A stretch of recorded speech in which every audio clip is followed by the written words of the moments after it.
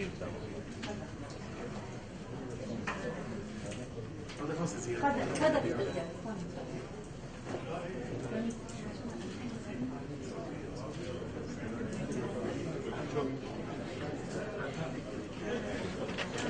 we please all stand for the national anthem?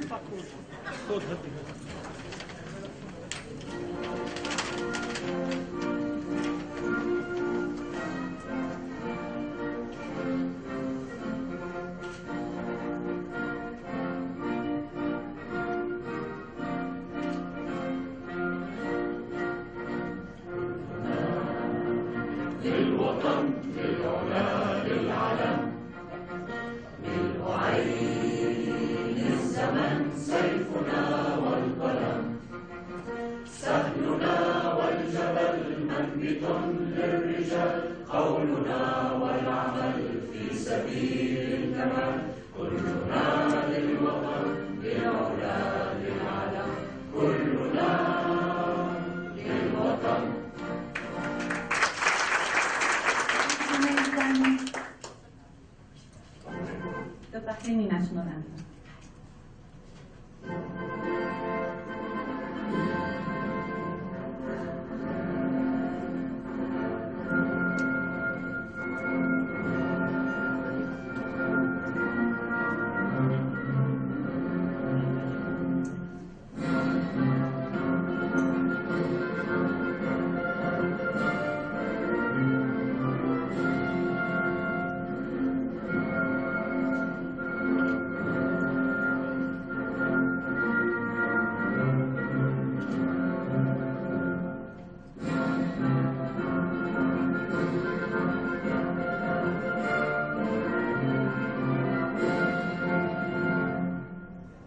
One last one.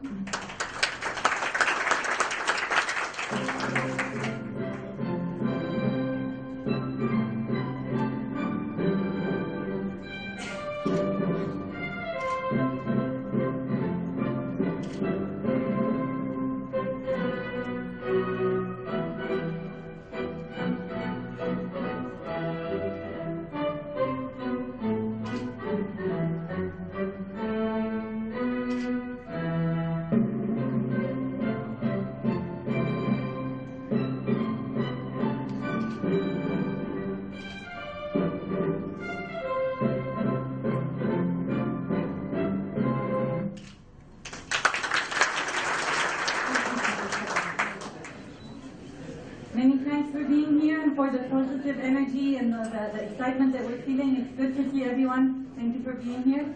I have the honor and the pleasure to ask our district committee, membership district committee chair, Mr. Roni Farah, past president Roni Farah, to come to the podium.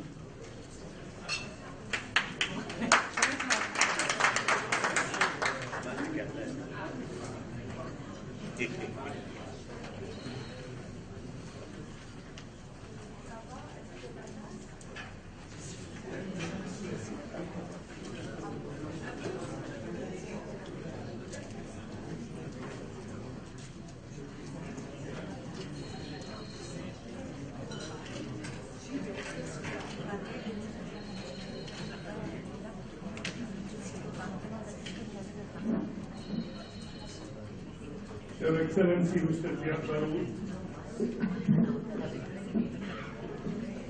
former Minister and former Rotary, District Governor, past District Governors, Rotarians, fellow Rotarians, my friends, thank you for being here today for the District Membership Seminar. I will be very brief, just give you an idea of where our district stands right now. First of all, let me thank all those who have helped me to prepare this committee, and they are mentioned in this PowerPoint. I would like also to thank all the lecturers who have agreed to come and talk about volunteering and about what Rotary is and how we should increase our membership. Because Rotary is volunteering. You are all volunteers today.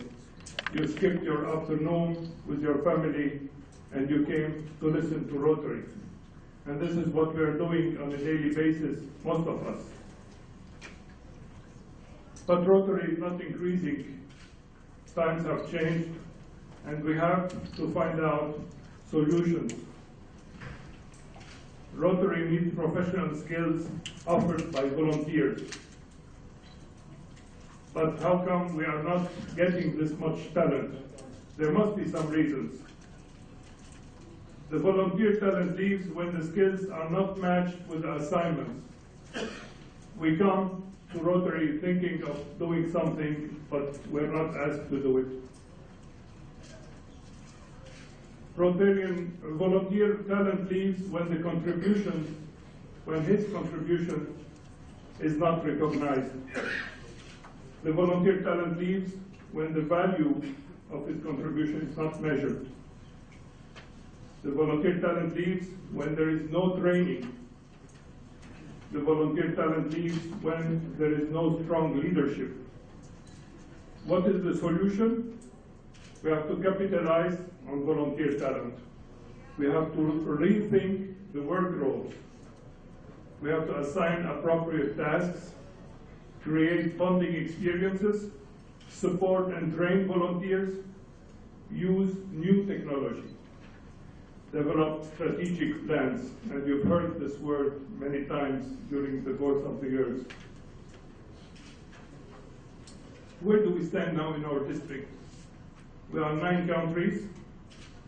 This is a short summary of where we are.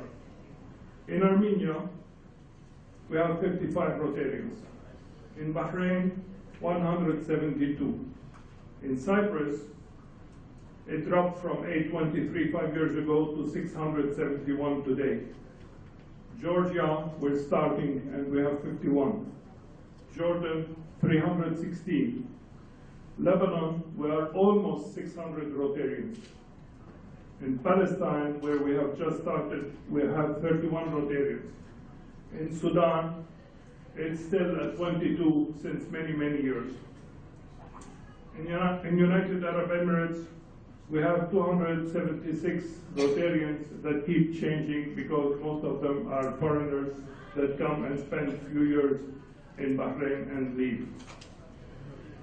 How much Rotarians through the population? In Armenia, 55 Rotarians for 2,900,000 population. In Bahrain, in Cyprus, this is the densest of all the countries, 671 Rotarians for 1,100,000 population. Georgia, Jordan, Lebanon, Palestine, Sudan, 22 Rotarians for 37 million persons. United Arab Emirates. In brief, a new wave of volunteer talent is building. Rotary leaders should take advantage of this opportunity and exponentially grow their impact. Otherwise, they will be left behind trying to make the old way. Rotary has changed. Rotary International has changed. It's up to us now to adapt to the change and change ourselves. Thank you.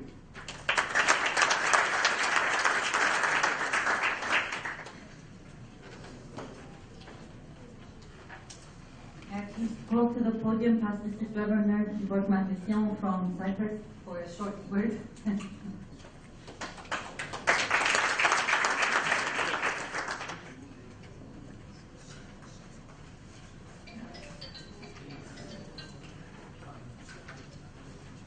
Your Excellency, District Governor, Past Governor, Rotary sisters and brothers, I am very happy to be here today.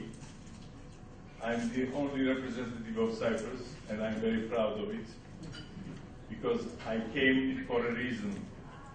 I came to be present for the seminar, but to see my old friends again. So I would never miss such opportunities. I was told that you say hello, goodbye. 2 minutes. But I have to say, to extend the message, a message from past District Governor Doros Yaropoulos, who was supposed to be here, and he was supposed to say a few words to you, but unfortunately he could not make it, and so I am just apologizing on his behalf and telling you how glad I am that I am with you again, and that I wish this seminar, a very successful seminar, take place today. And congratulations for undertaking this seminar. Thank you very much.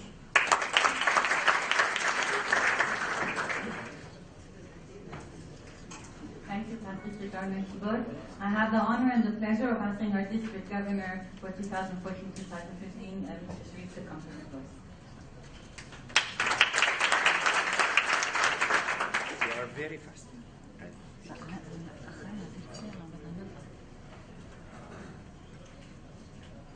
Good afternoon, Your Excellency, Vice Governor 1415, PDGs, Rotary Coordinator, Assistant Governors, DGE, DDGs, District Chairman, AGs, past President, Board Members, and fellow Rotarians.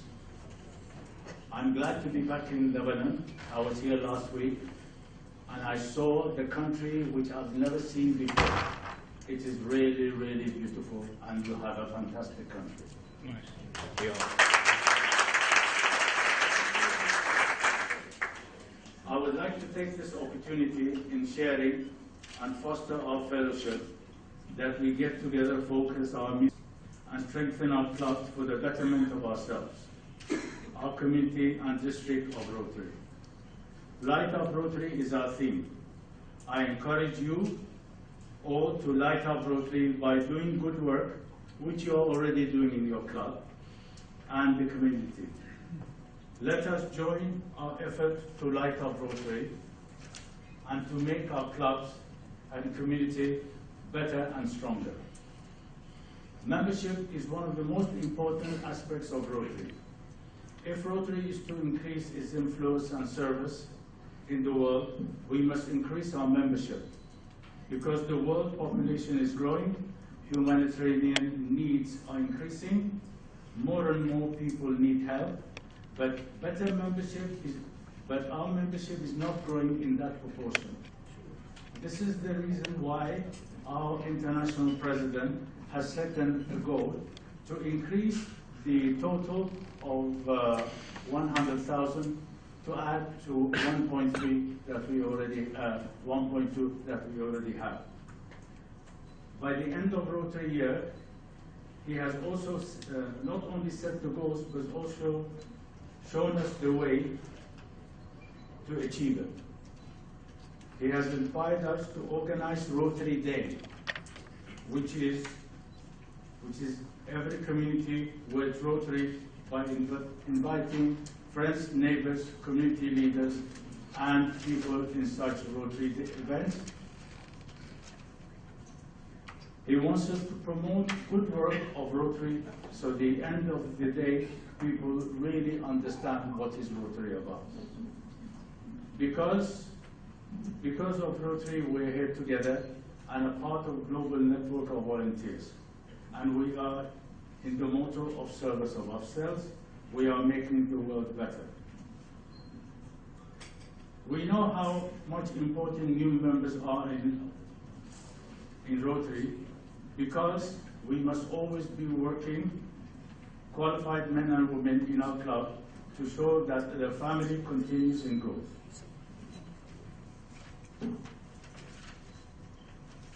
Rotary development and extension are essential to our achieving Rotary goals and providing community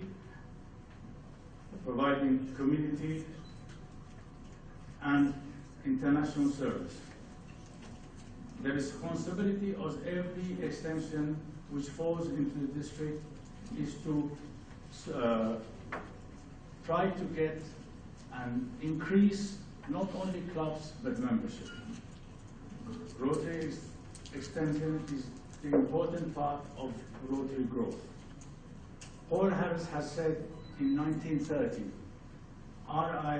at the RI convention, I must tell the club's presidents who are present that the extension is possible if only the club is strong and functioning efficiently. And those ideas of service is based on 5 avenues of service and supports the object of Rotary. Your club leadership plan should promote the efficient administration procedure because extension sponsoring on new clubs regards strong support of effective clubs. Retention is another problem, but I'm sure that all the clubs in the area have their own agenda and they will try to do their best. I would like to take this opportunity to thank the district membership chair for making this membership seminar a unique one. I would also like to thank all his committee who have been working for the last months to make it fine. And I know this is going to be one of the best, if not least the best in our district, 2452. When I took the chair, myself and PDG Jamil, we promised, and also for DG Mustafa, to try to make our district, the new district, the best district in the world. So thank you very much. I hope you enjoy your day.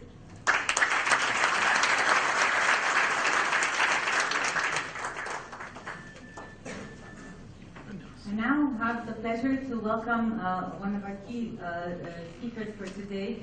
It's someone who doesn't require any introduction. It's His Excellency Ziad Baroud, who is the former Minister of Interior. Also, we're proud to say each time, Your Excellency, a former Rotaractor who's always under heart and more importantly, always a very, very strong supporter of Rotary. Whenever we ask him, he's always said yes before we finish, and we don't know how to thank you enough. Please give us the honor of coming.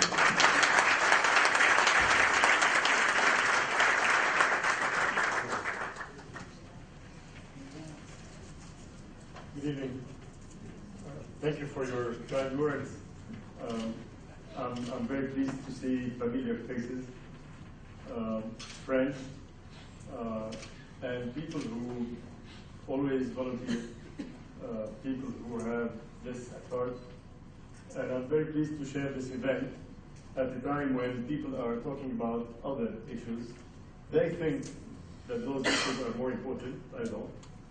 I think that what you're doing is more substantial, more sustainable, and should give more results even when we put it on smaller scales. Small, successful things and projects are far better than big failures. I wouldn't say failures, I would say big, paroli. When I served as president of Rotary Club of Kisarwan in District 2450 at the time, now I see that the district grew by 2, which is great. But apparently, volunteering didn't follow. And it seems that we're witnessing difficult times in terms of volunteership, if I may put it this way. Maybe because recognition is not the same, maybe because values have changed, maybe because professional skills that are important in volunteering have become less available because people are worried about their business, they are worried about their future, and they are not really ready to put more time in volunteering. I would like to share with you some quotes I found, which are not really from people who are well known, ordinary people, volunteers, who have said the following. One said, I volunteer because it just makes me feel good about myself. Another one said, volunteering is invaluable, value your time. The third one said, knowing that you are helping to create a peaceful world, this is highly important, and a safer planet is only a fraction of the pride that a volunteer should feel every time he or she lends a helping hand. Volunteering proves that in every training there is a training, in every training there is a learning, and in every learning there is a learning. This is really great, but let us put it differently. I'll address three questions. One, why do we really volunteer? Two, in what can we volunteer? And three, how to do it. Why do we volunteer? Apparently, it's to really feel good about ourselves, but it's not enough. This is good, but it should be more of a social involvement, social responsibility. Even in companies, in large group corporate companies, there is a new concept, this corporate responsibility, which is really something good because it gives another dimension to what we do on a daily basis. So yes, we need to volunteer. Why do we volunteer? Because we need to do so, maybe on a personal basis, maybe to feel good about ourselves, but also because we're part of a society, we're part of a group of people, and we need to interact with them. And social responsibility is one thing, and pro bono is another thing. It's another way of doing business, another way of volunteering. And what do we volunteer? What is the cause? I'm talking in front of people who have been doing hundreds of projects that are based on a cause. You support a cause, whatever it is, and I see that you have done a lot, and not always in the media. We very often volunteer without talking in the media, without giving the impression that we're doing this just because we need to get the recognition in the media and publicly. Yes, we do it in where there's a need. And because you serve, that's how that's your motto. Because you serve, service is so diverse. Service can be done in 1,000 ways. And that's why volunteering is part of the service that you've been doing for years now. How to do it? Well, NGOs are commonly considered to be the hub for volunteering. But again, volunteering today is not only on NGOs level anymore. It has become something related to the corporate. Social responsibility has become part of the business community as well. It has become part of the government.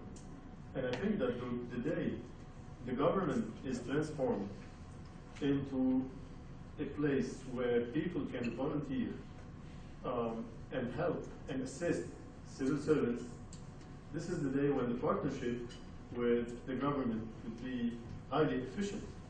And I think that really, okay, we have the NGO platform.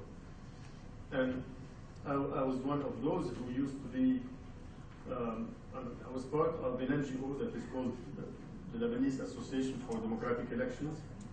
And we used to pay $35 a month in order to pay the rent. Now, the same association works with maybe $100,000 because it has become a very big NGO. But I think that we always need to keep this volunteerism, that's how it's called today. It should be really, we should leave a significant part of for volunteers in every NGO, every project we do. That's why I would say that I volunteered for 3 years at the Ministry of Interior, because It should be partly correct.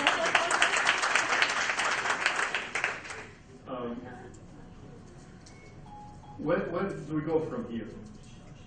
I'm not very optimistic, and I think that the coming days will not necessarily be favorable for volunteering.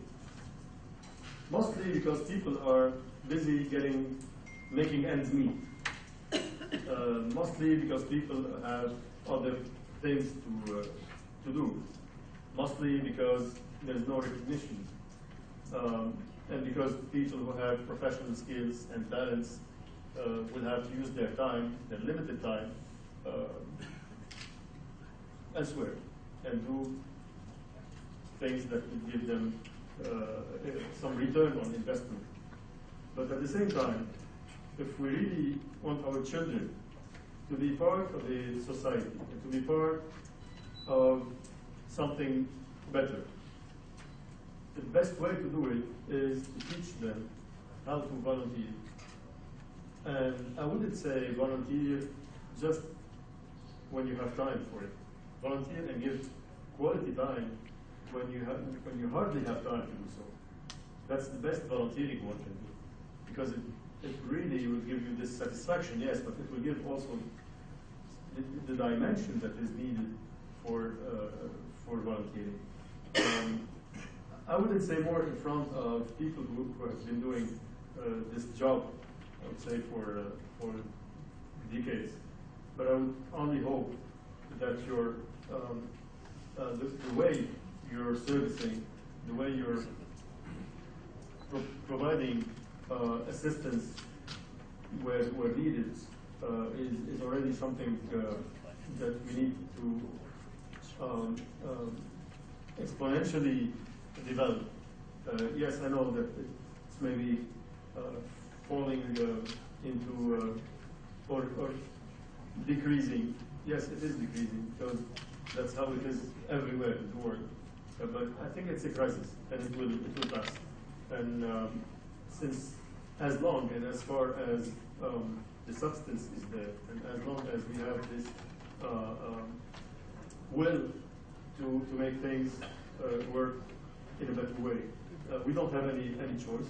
We belong to countries mostly where minimum requirements are not available. So how can we do it without the support and the assistance of people and groups who are ready to invest from their time and give from their skills and their knowledge in order to help wherever help is needed. I thank you for giving me the opportunity to share with you some ideas. I didn't tell you much. You know better than me. You've been practicing this even better than me. I'm one of those who look at Rotary and see that what you're doing is highly beneficial to people. I see that the 4 questions test, you passed the test, and I think that we need to put a 5th question somewhere, somehow, to evaluate how to take it from here. Thank you again, and all the best.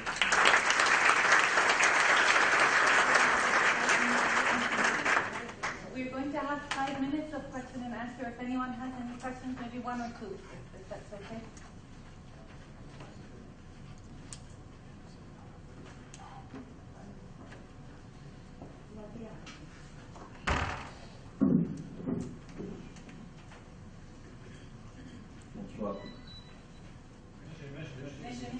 Bonsoir.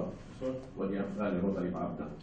Sorry, but you said that volunteering, you have to learn to volunteer. I don't think so. You can learn volunteering. You must have the gene of volunteering to be able to volunteer. That's why in our groups we have to search for people who have this gene. Because that's why we are increasing in number, because the people who not have this life of volunteering, they are going out of protest and people don't have. Thank you.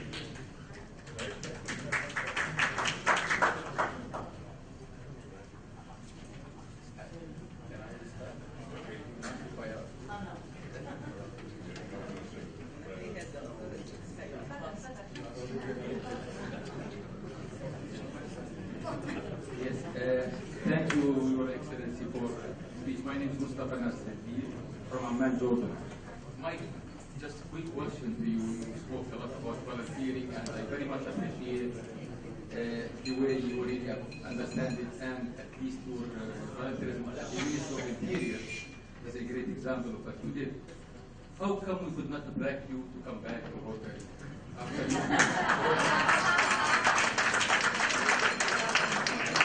This question is specifically because I will speak later on about extension and retention together with Mike and George. So can you give us a reason to help us? Maybe we can get you back. Maybe we can at least not lose some other people. Thank you.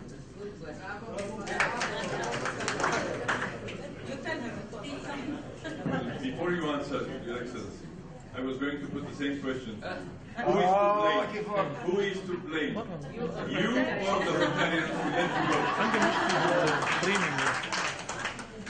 في delay. I know you'll ask the same question, but that's why I One more question.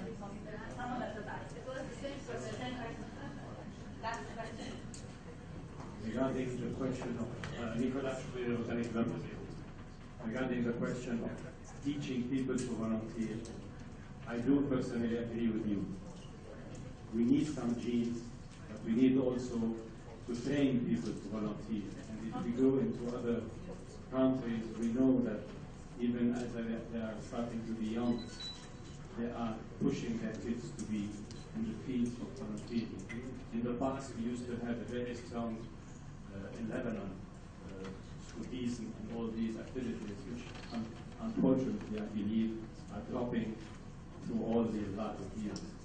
So I'm convinced that we need to do something at the level of the very young generation, even starting in the schools. Thank you. Thank you.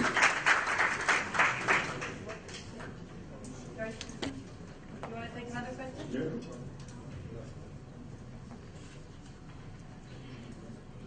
One comment. Thank you. I'm Abdul from Rotary Club Beirut Cedars.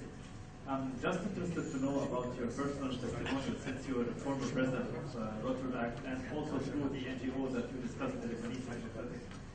Since you were in a leadership role, how were you doing about this volunteering aspect, which is all about having more membership and more involvement, engaging more the members? So I'm just curious if you managed and how you were doing it, if you managed it successfully.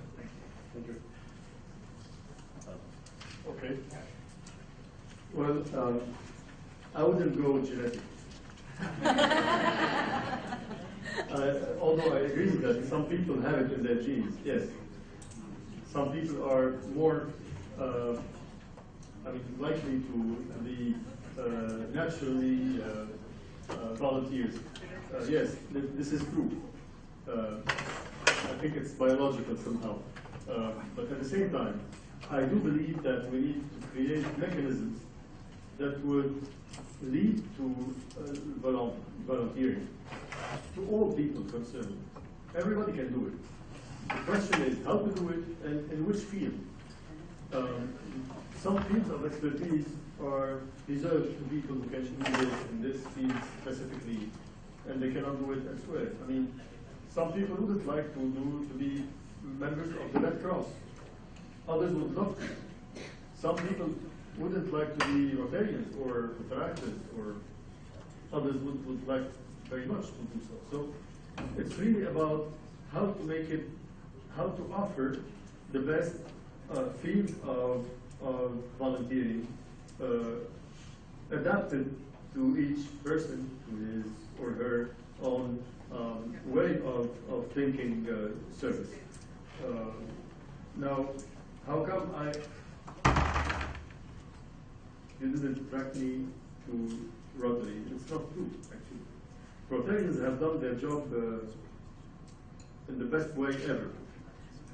I can say that many of those who are here are good friends, and they really make me feel very bad when I have to say it's not a good time. I never said no. I never said I don't like it. I never said this is not what I want. At the same time, I'm one of those who would like to be, when involved, I would like to deliver. And I don't like to be in any place without giving the utmost that I can give. And that's why I was a bit away, because I had other, I would say, not priorities, but other constraints that made it difficult for me to be at the same time part of a group that I like and people that I like, but at the same time being very keen on delivering. So that's the only reason. And I thank all those who really offered me this opportunity. Now, PDG Al-Atasi from Bahrain was reminding me a couple of minutes ago that I should wear that I should put the Paul Harris pin that the, 2 years ago, or a year and a year. 2009, 10. Yeah, maybe. Yeah. So yeah, You mean in my the fault. Royal Hotel? Exactly. So nobody to blame. Blame it on me. Can I remind you something else also? you If you don't mind? Just for everybody, His Excellency, during when DRR Christine from Lebanon, she was DRR, and we had like in the conference, I think in Grand Hills. no, in Grand Hills. Grand Hills. And His Excellency is supposed to be there to join again, and because of his busy schedule and commitment, imagine that he called from his mobile, from the car, and talked to Christine and talked to us, if you remember. So this is His Excellency Ziad Babu.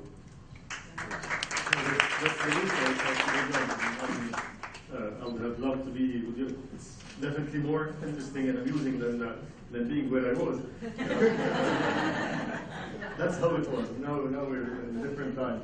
Mr. Majdoub, how to get more people? Well, you know, we had 1,300 volunteers monitoring elections in 2005. We were 300 4 years before, or 5 years before. How did we do it? We only offered two things. One, tasks to do. I mean, any volunteer would like to have something to do. So if you have tasks for him or her, you can get them on board. Secondly, we had the, this image of doing something. People would volunteer when they feel that you are on good track. People would volunteer when they see that you're defending a good cause. They would volunteer if they see that you're serious about what you're doing. They would volunteer if they feel that there is a leadership in this process. And they would do it because they would see that they can succeed in doing something and maybe reach a leadership position, because it's only legitimate for people to have ambition and to be ambitious. So yes, if you combine all these elements, yes, you end up having people on board. And I was really surprised by the numbers we had back then. 1,300 is a huge number of university students. Now, we went to universities, and here it's the mechanism aspect of it. We went to every single university, and we explained what we do. Months before the election day. And we trained them, and we gave them the training that is needed. We gave them the materials, and we ended up with 1,500 volunteers. This is a success story, yes, and it could be replicated in many other fields. It's not only about politics, it's social, and I think that people today should volunteer even in politics, because I've been seeing many who would like to do politics, but they wouldn't do it. They would go environment, they would do some social work at a time when they would love to do politics. Because in a country like Lebanon, politics could be considered as something not really good. So I really think that we should do some political volunteering. We should put the values of volunteering into politics. And this is highly important because people who volunteer, they are not demanding anything in return. There are maybe some recognition, maybe the values they are defending. They are not waiting for anything in return. So if you put more volunteers in any project, it will definitely give a better result. And you know, even civil servants or political party leaders, they would feel that they need to follow what those volunteers are calling for. Volunteering can give another dimension, another taste of any way of doing business. Thank you very much. I would like to ask our District Governor Khalid to come and our Committee President Tony just to offer you a small token of our appreciation.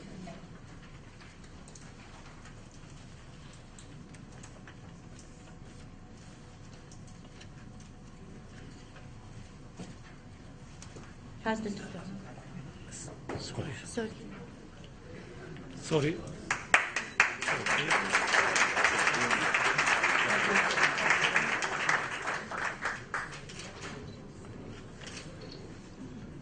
Thank you.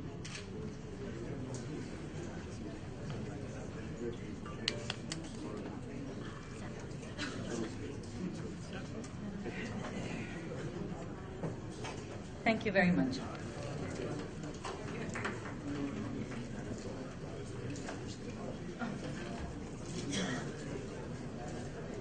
Okay, the day is going to be divided, we're going to have in the rest of the afternoon 2 major sessions. All of you have your agenda if you want to check where we are. We're going into the first session, which is going to be a panel. So I have the pleasure of asking our District Governor-elect Mustafa Nasruddin to go to the panel, and past District Governor George Hazar also who will be conducting. We'll be talking... The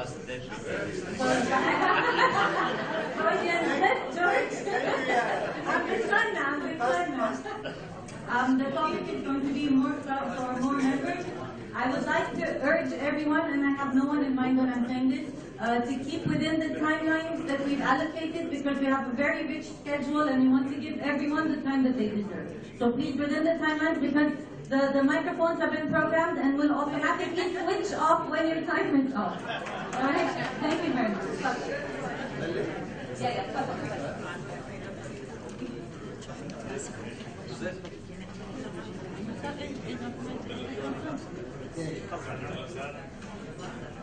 More clubs or more members? If I ask everybody in the room here, you agree on, or you like, or you approve more clubs or more members? But this means that there is a division. And believe me, in the past 2 years, when I practiced the chairperson of Rotary extension in the district, and in Lebanon, I realized the difference and I realized the division. It was a real dilemma. You go everywhere and everybody tells you, oh, don't do more clubs. You've seen what's happening. This is a club that is not strong, and this is a club that's weak. Go ahead, let's strengthen most of our clubs and let's do new clubs. But I believe that more clubs or more members lead to one thing that's important, which is membership growth. What is our aim is to have membership growth. Why we need membership growth? We need membership growth because for Rotary International to continue its service, for Rotary International to continue its humanitarian projects, membership base should continue to increase. Otherwise, we don't have potential, we don't have talents, we don't have skills, we'll be stuck. So membership development and extension are the blood of God. If you don't have the blood, you don't have the action.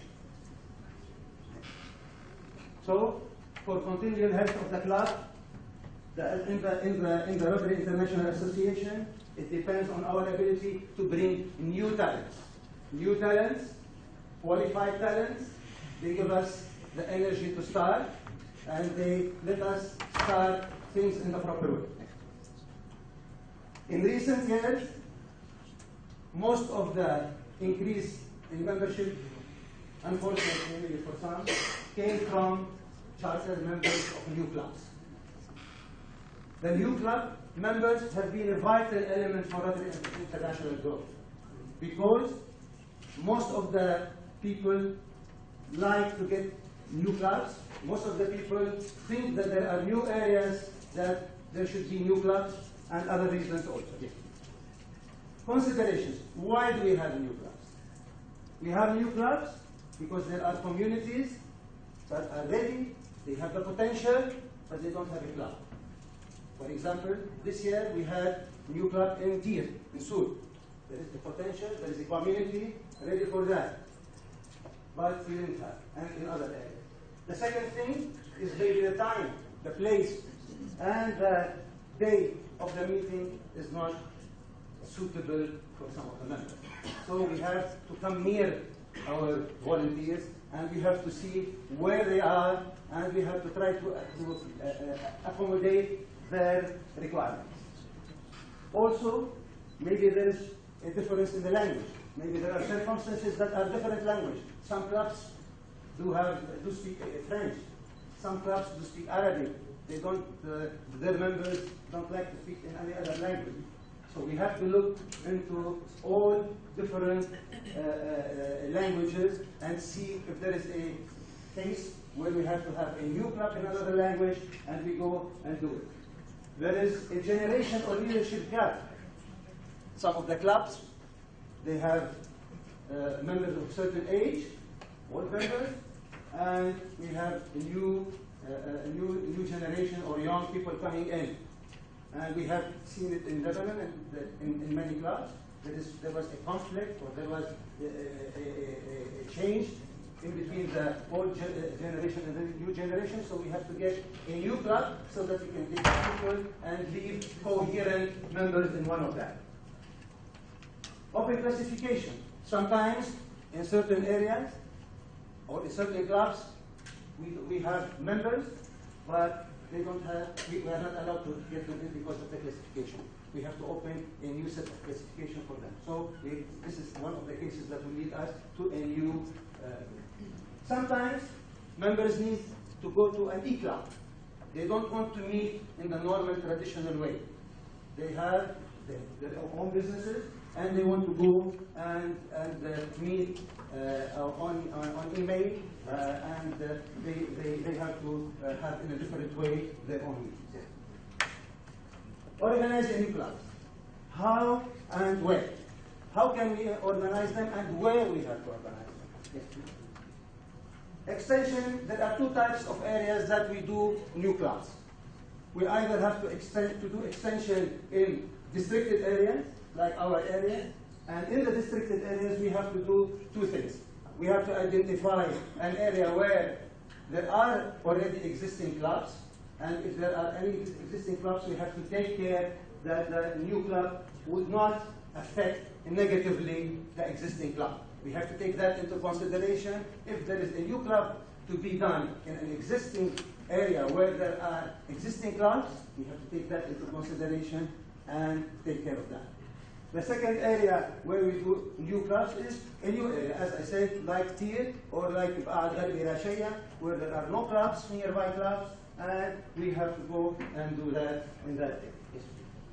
Extension, another type of extension is in non-districted areas, in new areas, as District Governor Khalil is trying to do in Sultanate Oman.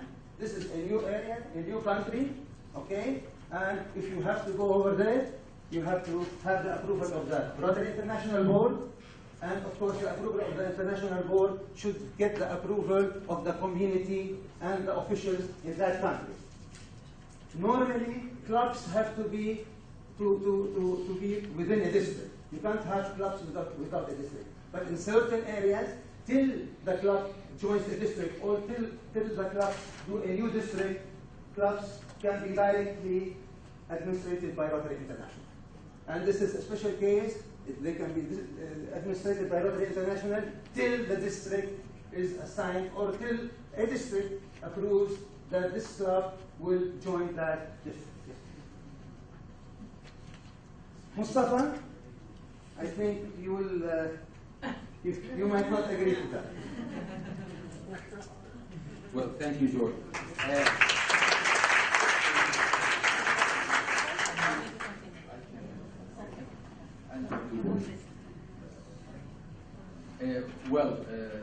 He will come back anyway, so you don't need to upload yet. And I think you already read the message that I wrote to George when we started working with the presentation. This is great. And he asked a good question. Extension, more clubs, more members. I hear many people saying both, which is great. This is what we really need. But is this really what is happening? No. Is this what we are getting through? No. I think no. Let's talk about a couple of facts. Should I read this or you can read it yourself? Every year we start with the same message, whether it's Rotary President, Rotary International President, or the President of the club, or the Governor. We need to increase members. We need to work on this. The President of the club comes every week and starts, just not only preaching, but asking, guys, we need more members. We promised our Governor to have at least 3 new members for this year, net members. We come at the end of the year and we see everything is almost the same. Yes, we have good wishes, but for some reason we cannot reach them. And I just want to collect some numbers, if Ronnie allows me, because I think what he had was not the exact number. I do have some numbers as October 13, which is just a few days. When did you get that? Luckily, I had a good access to all the member data, me, myself, and of course the Governor, and every other governor had the same, so I can get you even up to date, but I had to do this. I think that was I had this October 5.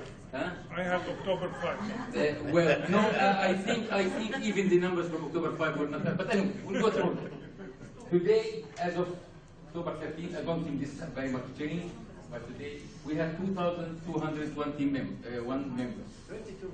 We have 76 clubs in 9 countries. Let me start with a question. Is this healthy, you think? 9 countries, 2,221 members. While in certain countries, in one city, you would find probably more.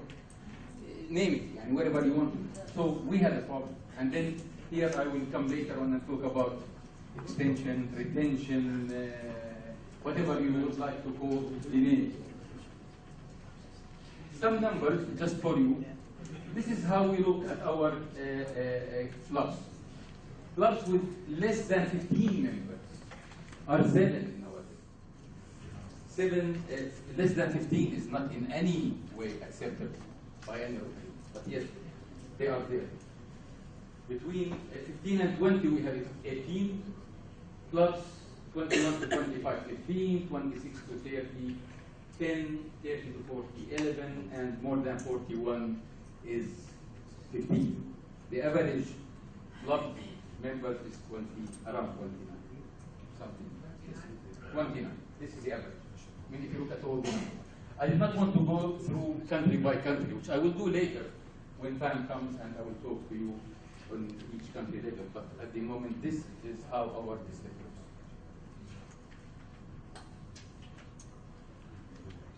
Why do we need more members? I think we spoke about it, but to satisfy our communities, to serve more. More members means more service opportunities. Less members means less. And that's why we talk about extension, more clubs, and more Rotary. People think sometimes, we have 1.2 million members in the world. This is more than any other organization in the world. So why do we look for more? We look for more because this way only we can serve. And this way we can only help. And what those new members will bring, if we bring them around, if we can retain them, if we can keep them. The vision, the vitality. And probably when we talk about younger members, enthusiastic to win, and we see this every day in our clubs today. Those youngsters are the ones who are doing more than anybody else. And this is the fact of life, I mean, whether we like it or not. Young people come with more ideas, with more suggestions, with more things to do to help. Continuity, energy, knowledge, talent, and personal, professional resources. So why people join Rotary? This is why we need it. Why they come to join Rotary. And I think this has been shown many, many times to every one of us. But we talk about it. They come for friendship, for leadership, for learning, for becoming more experienced, to develop their own personal skills, ethics, prestige, nice people, family, every single thing in Rotary, I think should be attractive to bring any member to this community. But yet, we cannot attract. Why, I don't know, but I think what's wrong with us? Because we don't show the benefits of joining Rotary. All what I said, we don't show it. And even if we talk about it, we don't do it. We get new members. Unfortunately, in most of the cases, they are left sitting at a separate table because the old gang is together on their own table, having fun, talking, and forgetting that we have a new member there sitting who's eager to become a Rotarian, who could serve and could help. But in most of the cases, we forget about it. Before that, do we do the proper orientation to those people? We all say yes, and I think in some of our slides we'll talk about orientation, but do we really do it? I was just mentioning this afternoon, talking to one of our friends here, in one of my speeches at one of the Rotary clubs. A 3 or 4 years old Rotarian, after doing the preliminary introduction about Rotary, after I finished my presentation,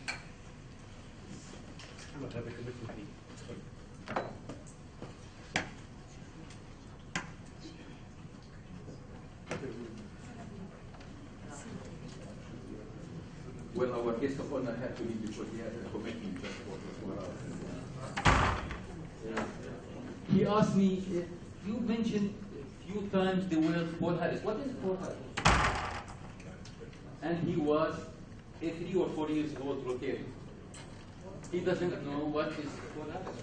Yani, if we become Rotarians and after 3 or 4 years we still don't know who is Paul Harris, because he thought always Paul Harris is the pin that he was wearing, something related to some recognition.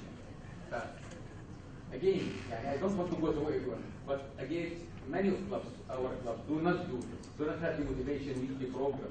You come to the meeting, let's have lunch, we spoke about a few things, okay, and I might have a nicer lunch with somebody else outside where I would have more fun. If we had more serious meetings, probably it would be okay. I remember when I started as a Rotarian, and I mean it, people sometimes think that I exaggerate. I was looking to Monday, 1 o'clock time, every single week, because I knew at 1:30 we will have something new to talk about, or to a good speaker to listen to, or some more news about Rotary to hear, because we had something of interest happening. Today, going to many, many clubs, you just see just a routine meeting, same discussions, same thing. Same lunch probably, and you get fed up with the same food or whatever it is. So, this is just a challenging question. Some people would not like it, maybe, but I want to say it.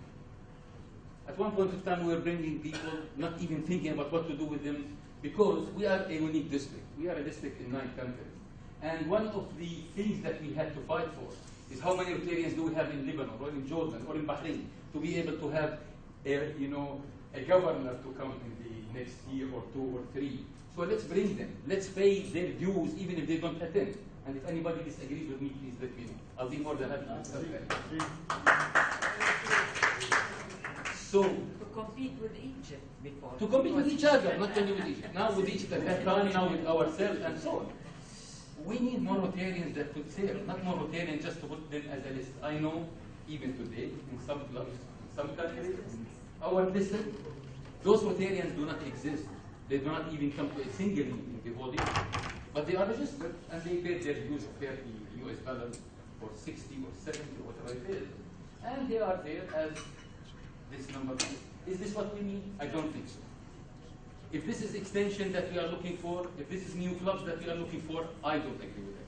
I am talking about this even with all responsibility. I'm the incoming district governor, and I'm supposed to say, I need from every one of you 10 members more, or another 5, 6 clubs in this. No, I don't want them if this is the way we are going to do. I would rather stay with what I have. I would rather work on what I have, make it work, so we can really represent the real Rotary.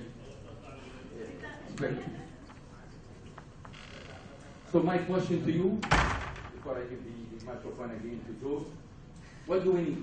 More but weak clubs, or should we strengthen our current? I think about it. Just a question that I know you will not answer today. We can have another 10, 15 clubs that are very weak, or should we go to those clubs where we have at least 8 of them less than 15 members? Do we need to keep them less than 15 members, or should we go and work with them? This is not the question. This is not the question. It's not the question? It's not only the Of course, yes. No. I'm just throwing some challenging issues. I know we have tens of issues that we have to think about. So what's the solution? George, come and speak. I will close later on with 3-4 slides with some other ideas, but I hope George will give us the magic solution. I hope so. I hope so, yeah. I have a magic solution. Have you agreed in advance what you're going to say? We have not. So, what's the magic solution? Okay. The magic solution, we have to really meet the challenge with some proven formula. Okay. What's the proven formula? The proven formula is membership is a combination. Always, membership growth cannot be done with one of these events or one of these elements. Membership is a combination of E plus 3R, and I've added a third R. E is extend, which is extension, recruitment, retaining, and revitalization. Okay, next. We've already talked about extension, new clubs, forming new clubs, which means new clubs giving or offering more opportunities and more options for clubs in a community. Time and day problem, day of the week problem, location problem sometimes, club size problem, open classification, we've talked all about them. These are really reasons for us to extend. Next. Recruit new members. Why do we have to stress on recruitment? Because there is always a set goal in each club. A goal that would say we would like in our membership committee this year to have this goal, and they would do, the board will assign a goal. And the government will assign a goal. 3%, 6%, 1%, whatever, but you have to recruitment assign a goal for your region. We're either expandable or expendable. It's not. Either we have to move forward, expand our clubs, our membership in the clubs, or else we'll fall behind. Retaining, which is the third element of the solution. Members are the blood of the club. And the club assets are always the members. You have to choose good members, you have to work on the members, you have to give them training so that you retain them, and as our minister said, you have to involve them. You have to let them feel that they are part of the family, that they are valuable in the club, and that's why this is a part of retaining them. What can be done for small clubs? And this is the important thing. And this is what we are facing always. We're having clubs always that have members that are losing members, and we see that they are 10 or 8 or 11 or 15 next year. Continue, we have more than one solution for them. We continue the recruitment and retention approach which we talked about, or we merge them with another club, or give up the charter, as some of the clubs did, and start a new blood or a new club in that. Thank you. Answer, for sure, all of these, they give you revitalization. You can't stay keeping the clubs dragging, doing nothing. You have to do something about them, and we've done that here in Lebanon. Whenever we find that the club is not working properly, we try to interfere. And one of the three solutions, we prefer, of course, not the third solution. The third solution is a bad solution. We try to help as much as possible with the assistance of all the members so that we can. For sure, when you revitalize a small club, you have to take the assets in the club. Okay? You have to see what are the classifications that you have. And you see it's a normal way of, as if you are making a new club. You ask the full use of the types of membership you have, and you have to see all the potential you have. Revitalize a new club. The last sentence, use methods similar to a new club extension where existing club is weak. So you have to do the same thing and consider the weak club as a club that is frozen or that is stopping, and you have to go and do all the process of really starting and forming a new club. Don't give up. This is the main item. Don't give up. You should always push strongly. And I like to say what Thomas Edison said. Thomas Edison invented the light bulb. He tried experiments before he got it to work. Light up your club with new members.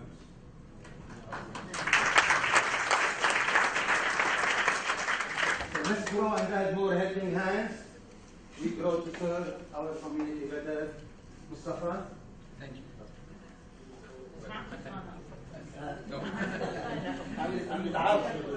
By the way, we worked on this with George, I think, last night. Last night.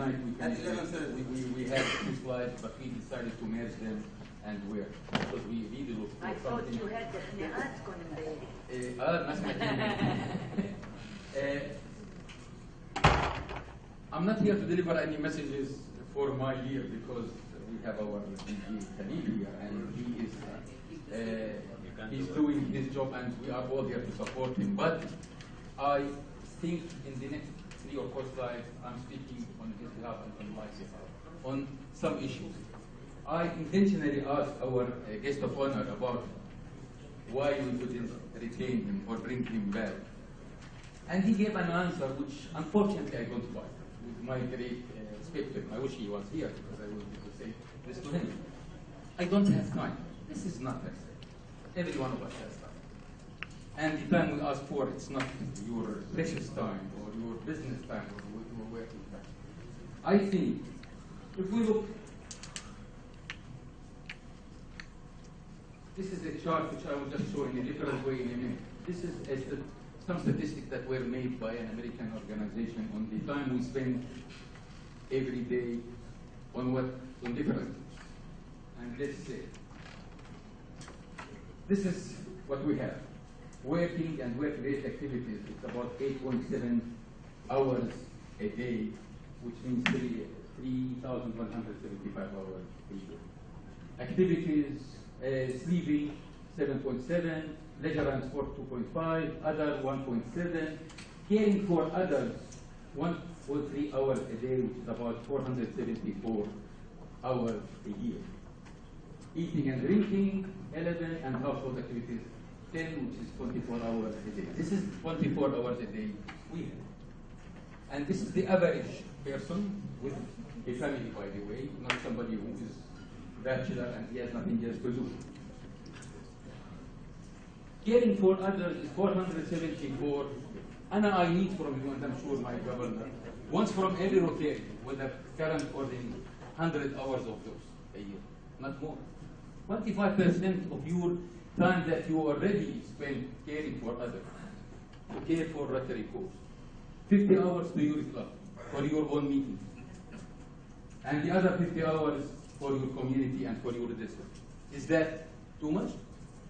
Can anybody claim really that he doesn't have time? let's be fair, and I don't know, I might be thinking differently. But can you accept this excuse from anyone? I don't have time. I don't think any one of us do not go to have lunch or dinner every week. It is how you organize it. Okay, and I showed how it's organized. So if you tell me I don't have time, let's use another excuse. I'm not in the mood, or my genes do not allow it. And that's a good cause, that's a good reason. But let's not use the time as it is. I'm sure that many of those who are sitting here give much more than that, more than the 100 hours. But I'm talking about the average Rotarian who wants to be there to help. 50 hours for your meetings, 50 hours. And by the way, if anybody thinks 50 hours is too little, no, it's not. This is 2 or 3 hours of those 50 hours. And this is conference, another 24 hours, 3 days. And 50 hours is too much to do the basic requirements of a good Rotarian. An excellent Rotarian is different. An outstanding Rotarian is much more different. But for those who can really, or who has the feeling that I'm a Rotarian, they can do this. And that's when I said, I want the people who can do this. Others who do not have the 100 hours, thank you very much for being friends of Rotary. I don't think we need to have you more, just for more numbers.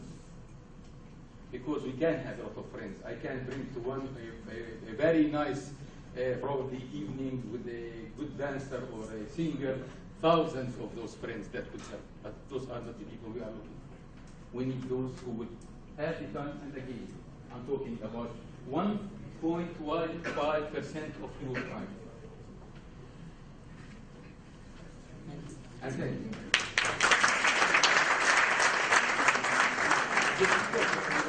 I guess this is a very controversial topic, so we're going to leave the floor for questions and answers. Are there any questions? Yes.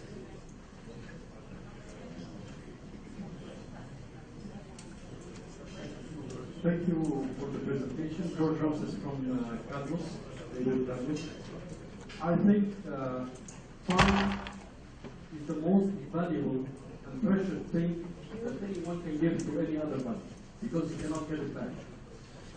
So if you are not doing to spend this volunteering for a solid and strong cause, I don't think that people will come.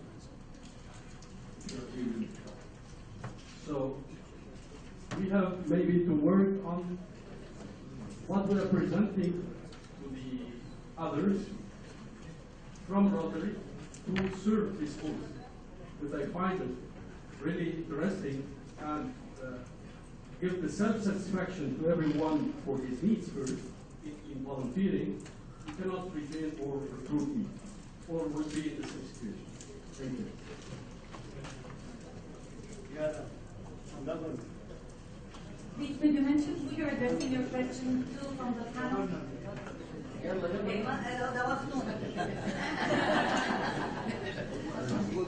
Thank you. The major issue, I think, is retention. Because we've had 1.2 million for the last 15, 20 years, what I can remember, and we still have 1.2 million. The question of retention is an important issue. I agree with you, Mustafa, saying that we should recruit the people who know Rotary, not just to recruit for the sake of Rotary, because they come for 6 months and they don't attend, and after a year they leave. We understand from statistics that 1.2 million by 3/4 of the year or half the year we have 1.3, 1.35. But by the end of the year we still go back to 1.2. Where have the other 150,000 go? That is, I don't think, it's worldwide, and Rotary International even cannot answer. Problem of retention. May I answer this question first, if you allow me, before we get the other one? Yani, if you remember in the first part of my presentation, I was talking about why we lose people. And we have to why we don't get more, or if we get, we lose almost the same number, and that's why we are always the same, whether it's Rotary International or even our district or even club. The question, because we don't do all what I listed in my slide. We don't have weekly programs that are right. We don't do proper awareness to those Rotarians. Many of them are there and not knowing why they are there. Some of them, they think they are in another social club, like the golf club or the racing club or whatever it is. So our club need to change. And why they don't change? Because the people we have today are not the right leaders. Let's be fair, in many, many clubs I've met with, the president himself does not know Rotary. So what do we expect from this Rotary club to give to those Rotarians to retain them? So, education. It's education. It's education. Training and education. Hamad Barzou, past president of Rotary Club Tripoli. Really the problem is, at least in our club, is people need to tackle the problems of life, especially in Lebanon, especially in Tripoli. It's not easy to bring members when we have a lot of problems in life, in the community. We're trying very hard, but at one point, Rotary Club Tripoli was 45 members. Now we are 32 members. Okay, we eliminated all these main issues along the way. So we really have to tackle what to do with these communities, and then try to bring up our community with our clubs. This is difficult. It's not easy. While they are giving the microphone, I will just give a quick comment on that.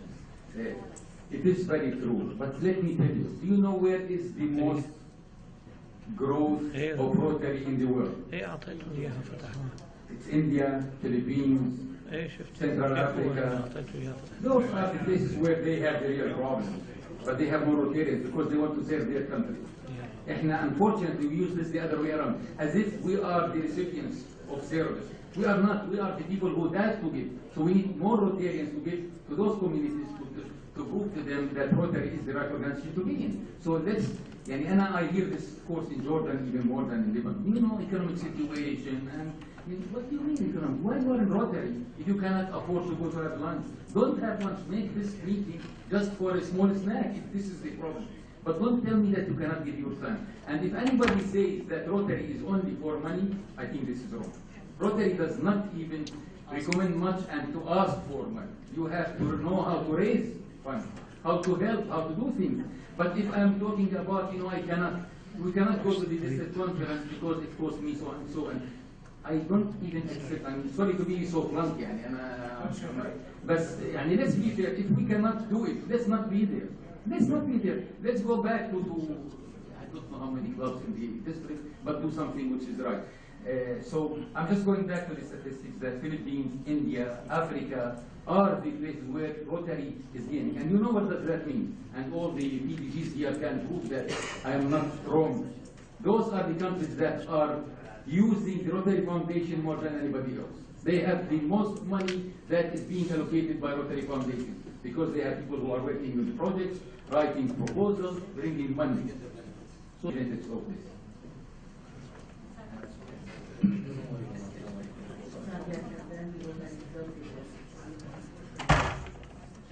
And I'm sorry, I cannot express myself in English, so I try to ask or to communicate in French so everybody can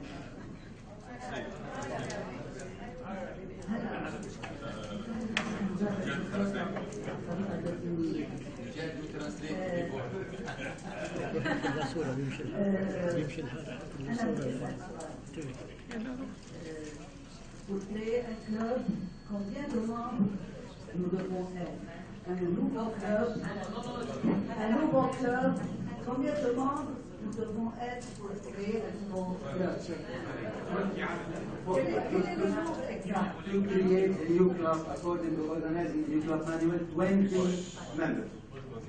You need 20 members, which is different than the number of the sponsor club. Okay, if you have a sponsor club, the sponsor club should have a minimum of 25 members. Je suis rotarienne depuis 2001, bientôt plus que 13 ans. Et tout comme le Rotary international qui compte 1 million de sang, qu'on entend ce chiffre depuis des années, le Liban aussi compte autour de 600 depuis que je suis arrivée, depuis 2001 que je suis arrivée au Rotary. Ceci veut dire que nous étions 18 clubs et nous nous retrouvons avec 26 clubs aujourd'hui. Avec nous tous, nous savons combien de clubs sont souffrants. Combien de clubs ont baissé de membres et combien de clubs ne sont même pas 20 personnes. Et des clubs prestigieux, des clubs qui ont quand même plusieurs années d'âge. Puisque nous tous, nous nous réunissons ici et quand nous arrivons tous, on s'embrasse les uns les autres, on est tous vraiment amis et très amis ensemble. Et ça, c'est vrai, ce n'est pas de l'hypocrisie, c'est une vérité que nous sommes tous très amis. Moi, j'aurais aimé et j'aurais préféré voir le souci de nous tous, surtout des leaders et des gens qui occupent les autres dans ce pays, dans le Rotary, aider ces clubs et au lieu d'avoir des clubs en plus dans des régions qui n'en ont pas besoin, je ne parle pas de Sourd, je parle dans des régions qui n'ont vraiment pas besoin, de renforcer ces clubs qui sont en train de faiblir. Ça aurait été ça. Aujourd'hui, nous avons un club que nous avons créé, qui est un club sortant de jeunes. Je pense que le départ est trop. Et le club aujourd'hui ferme ses portes. Donc, je ne veux pas rentrer dans les détails de chaque club, évidemment. Nous avons tous nos mots, nos faiblesses par moment. Mais je pense qu'il faut faire quelque chose. Past President Sabia has been a Rotarian since 2001, and the number of members basically since 2001 to today has not increased, despite the fact that we were at the time 16 clubs and now we are 26 clubs. And so she is asking herself if we should be creating clubs in regions, not regardless of money conditions, but in regions where we really don't need any further clubs, according to her, as opposed to trying to help the clubs that are suffering from a decrease in membership or a stagnation in membership, and trying to help these clubs instead. I hope I did justice to her translation.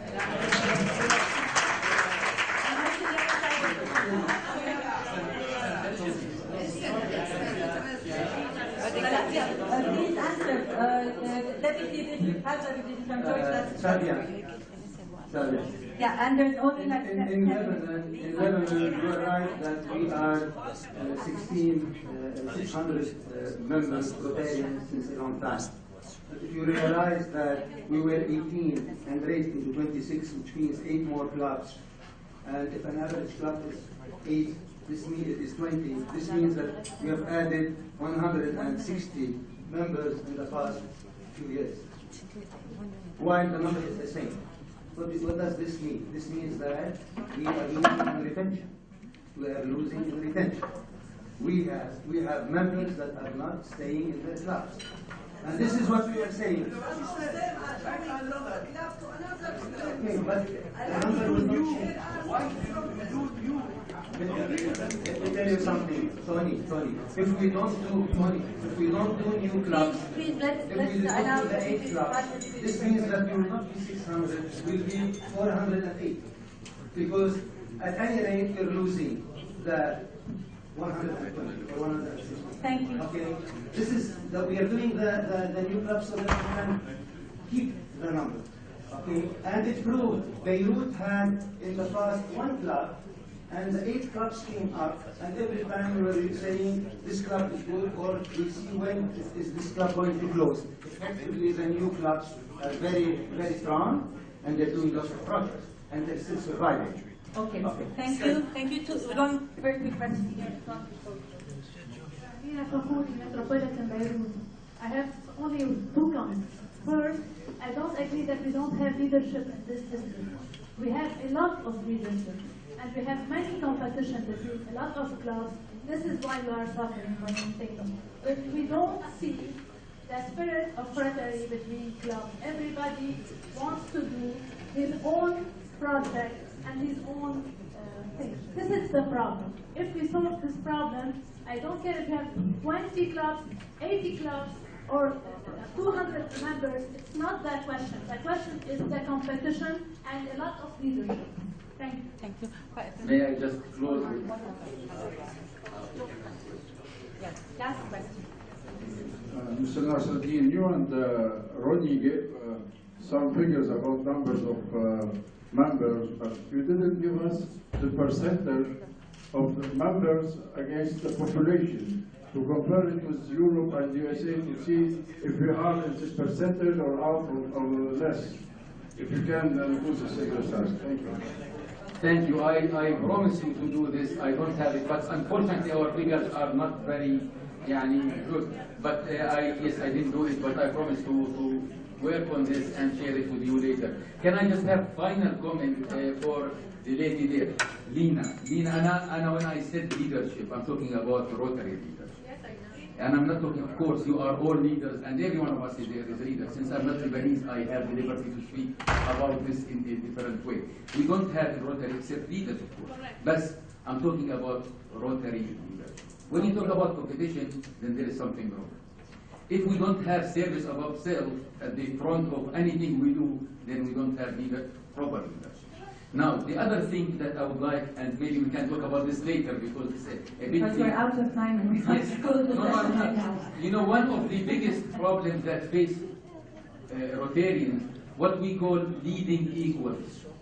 You could be a good leader, but you cannot lead people who are equal to you. So this is what we need to work on. How can I lead in the future DG Khalil Shaykh, who is my superior today, but next year he will work for me. And how can I work with Jamil and so on? Leading equals is one of the most complicated and difficult issues in the world. If you are in the club and you want to be the proper president, you need to know how to deal with all those who are next to you. So it's not just a competition, it's more of some Rotary above self when it comes for service above self when it comes to... Thank you very much to both of you. I'd like to call up to the podium our past Governor Jamil Mawad and our past Deputy District Governor George Bayousi. We're going into session number 2. We're running a little bit late on time, so please let's be as concise as possible. Sorry, this is for the District Governor. Okay, please come for the comment photograph. In the meanwhile, George, could I again,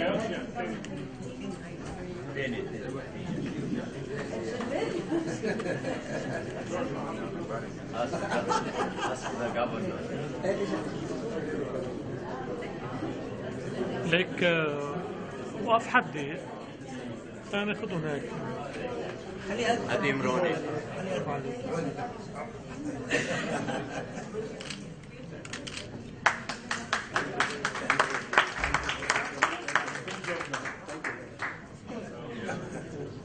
يلا جورج حد شد له هاي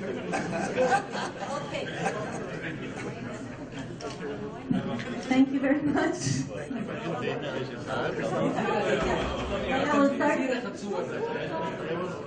Past District Governor Jamil, the floor is yours. Jamil.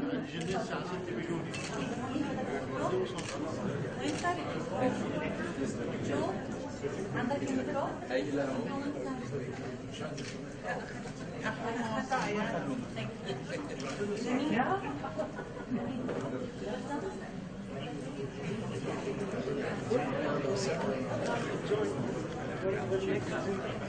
كان تسمعوني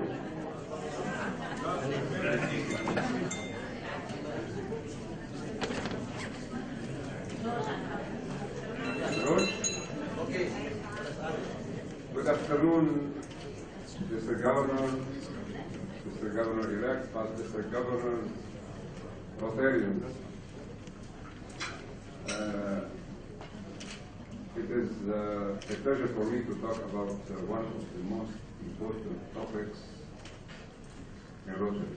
Rotary is giving a lot of importance about the topic of branding. I hope we will have an interactive debate. If you have any question or any suggestion, do not hesitate to ask the question or say the suggestion. I will talk على طريقة لبنانية in Arabic and in English. I will start with small story. من فترة دعاني حدا مشان أحضر لقاء، وبهاللقاء كانوا عم بيكرموا شي 20 شخصية أو 20 شخص. هلا وقت اللي حكيوا عني أنا شخصيا كثير حكيوا عن الروتري. بين ال 20 شخص صدقوني كان في أكثر من 15 واحد ما بيعرفوا شو هو الروتري. أكثر من 15 شخص، وهول الأشخاص اللي كانوا موجودين كانوا أشخاص كلنا سوا على مستوى معين وعندهم بوزيشنز معينة من كل الأنحاء وكل الجهات بلبنان. I think we have a problem with public relations, we have a problem with the public image, and we have a problem with branding. Before starting talking about branding, I would like to talk about a survey done by Rotary International 3 years ago. And the results of the survey were that 4 of 10 in the whole world, worldwide, 4 of 10 never heard of Rotary. 4 of 10, they do not know about, they heard about Rotary, but they do not know a lot about Rotary. Only 2 of 10, they are familiar with Rotary.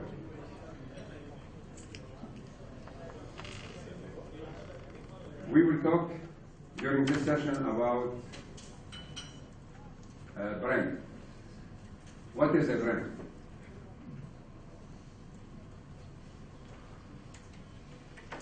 A brand is an intangible aspect.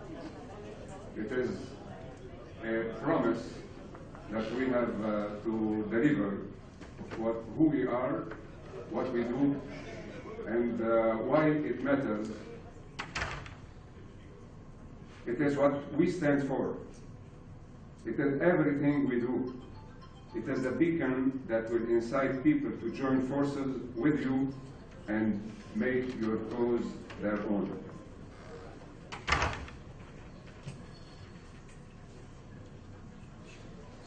Do you know what our brand is? Are we consciously managing it, leveraging it, and strengthening it? إذا أنا بدي أسأل سؤال هلا للموجودين هون. واحد منا معه $10,000.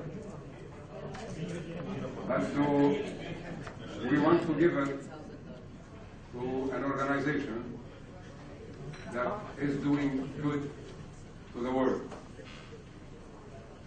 To what organization you give these $10,000? Red Cross? Rotary Foundation. Most of who are present here, they give it to the Red Cross. And or who are here, they give to Rotary, not the Red Cross. or Rotary. Why do we give this donation? St. Jude. What? St. Jude. Why do we give this donation to the Red Cross, to the Children's Cancer Center, or to Rotary? Why? Because they have credibility. Because we trust these organizations, right? Well, then, if we want a good brand, if we want to build a good brand, we need trust, credibility, and reliability.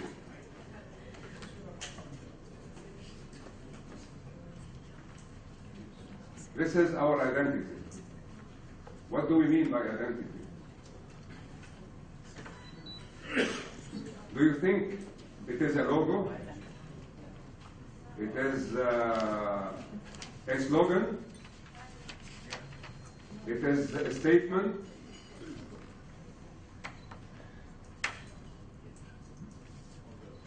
What do you think? كلنا سوا مع بعضهم.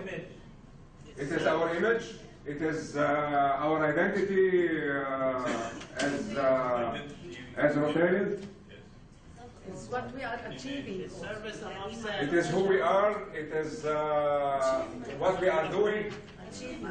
It is our achievement. This is what we are. It is our credibility. Okay. The reflection that to the I agree 100% with what you are saying. Why? Because it is the gut feeling of each one. It is the association of what I feel with this organization which we are mentioning. It is a gut feeling. يعني هيدا شيء نشعر فيه وقت اللي بيذكروا قدامنا أي اسم مؤسسي. وأنا هون بدي أقول خلونا نحكي أو قبل ما أنت قلت لكن شوفوا شو هو brand. What is the difference between a brand identity and a brand image? Car and Mercedes. Car and Mercedes. Or Mercedes or identity شو بدي أجيك إني أنا والبراند هو شو أنت شو. مظبوط.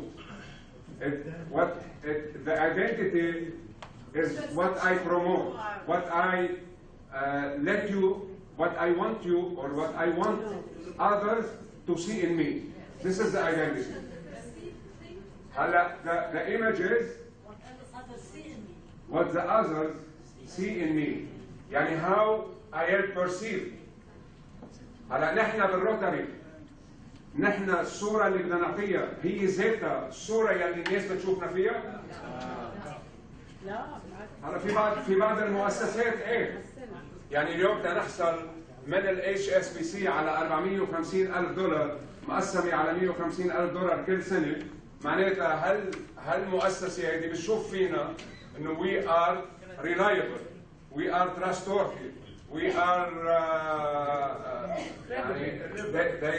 they have confidence in us. هلا نحن بيل جيتس first Mr. Governor Kevork is giving a very good example about Bill Gates. Do you think Bill Gates give so much money to Rotary for nothing? Because we have a good brand. Because he trusts our organization. This is what we have to do. We, in Tripoli, we had from Mikati the sum of $100,000, which means President Mikati trusts our organization. We did a lot of work to make him trust you. We did a lot of work. I agree. We have to do work. To gain visibility, we have to. We showed them what we did. We showed them what we did, right? But the brand is not widely known. It should be known by Bill Gates, by HSBC. It should be known by across the board. This is why we are here. This is, I think, we have to work more. We have to work harder to let people know about Rotary. I am talking now about the product. Let me tell you that products are done in factory, but the brands are done in the minds and hearts of people. This is the difference between the product and the service that we are doing. I want to give an example about Starbucks. When you hear the word Starbucks, what are the ideas, the perception that come to your mind? Coffee. And I think when we hear about Starbucks, we associate immediately that in Starbucks we have higher quality of coffee. We pay more for this coffee because we believe that this coffee is more delicious. We can see in I have only 5 minutes more? Yes. Precisely.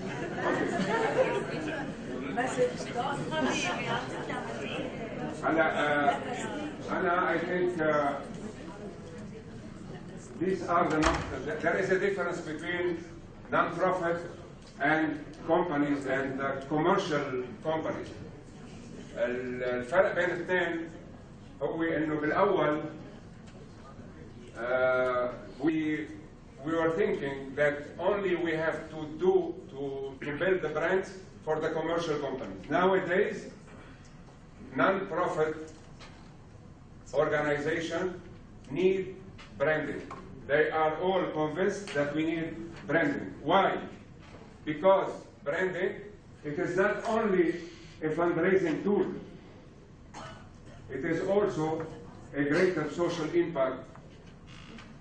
It is also a tighter organizational cohesion. وقت اللي نحن بنجتمع كلنا سوا تنعمل bolder and bigger events, bigger projects, it is an opportunity to make more unity among us. مشان هيك انا بحكي بكوهيجن، مشان هيك اليوم كل الناس عم تعمل براندنج لانه بدهم يعملوا major or bigger social impact. اليوم لاحظوا CSR. اليوم وقت الناس بتعرف اكثر على الكوربوريت سوشيال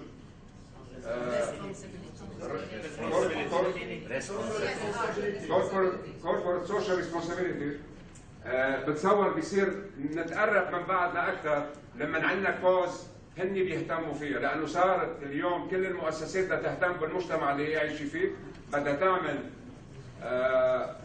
امباكت اكبر، بدها تحسن اكثر بقلب المجتمع، لانه كل ما بيتحسن المجتمع اكثر كل ما هن رح يتحسنوا اكثر، وكل ما المجتمع رح يصير يشتري منهم اكثر، رح ياخذ عنا الفكره احسن.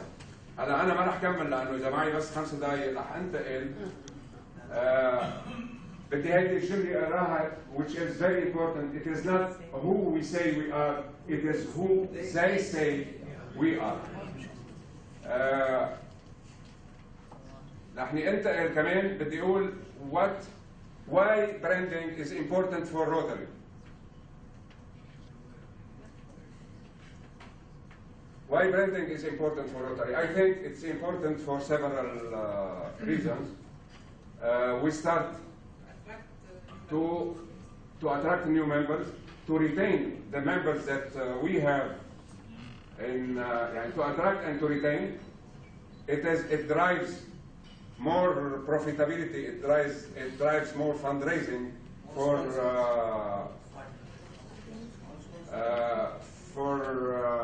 the projects that we have. It shapes our perception. Rotary is talking a lot about strategic partners. Is talking a lot about strategic alliances. This is how we can attract these alliances to support us. And I would like to say that when we talk about the brand, we have to deliver. It is a promise, it is a unique experience, and we have to deliver what we are talking about. We have to walk the talk. If we don't do it, we lose ground, we lose members, we lose our credibility.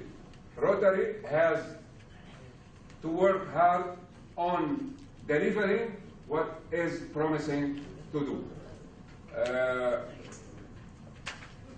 أنا برجع هون بعطي مثل ستاربكس، إذا نحن بنشوف إنه رايحين نشرب فنجان قهوة وندفع عنه بطريقة أغلى، إذا بروح لهونيك وما بلاقي هالفنجان القهوة أطيب، أو إذا ما بلاقي هالورم أتموسفير اللي أنا بدي ما بعيد أرجع بخيب أملي وما بعيد فوت عليه. بقى هيدا الروتري لازم يشتغل عليه مشان يكون البراندنج. فإذا building relationship in Rotary is about faith, it is about trust, it is about reliability. This is why we have to build a stronger brand. When we build a stronger brand, we have more members, more donors, more partners, and we have a greater impact in our community. And I am with the idea that we have to work on bringing people to our club. We have to do our best to bring qualified people, qualified candidates to be in our club. And we all agree that there are three types of people in the world. There are the naysayers, who are always criticizing and they do nothing. There are those people who observe only what others are doing. But there are people, and there are a lot of people in our community who are people who make things happen, who get things done, who are ambitious and they want to improve the quality of life in their community. We have to work hard to bring them and to keep them in our clubs, in our organization. Thank you.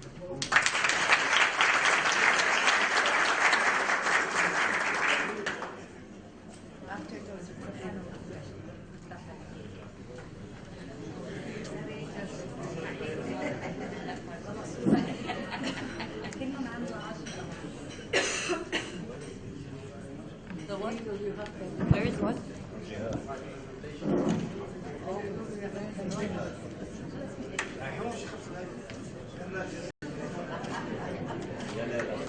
Fellow Rotarians, good evening. Mr. Governor Khalid, Mr. Governor. I will be speaking about the impact of Rotary, the impact of Rotary public image on membership development. And I start with this question. Are we who we say we are? Because I believe that us Rotarians, as we live every day in our place of business, in society, among our family and friends, we should ask ourselves the following questions. Do we reflect the true spirit and core values of Rotary? Do we truly live by the Rotary Code of Conduct? That's if we know it.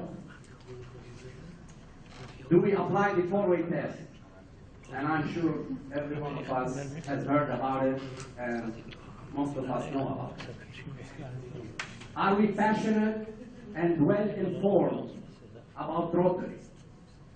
If we ask ourselves these four questions, then we will be really displaying to non-Rotarians the passion and the benefits of being a good Rotarian.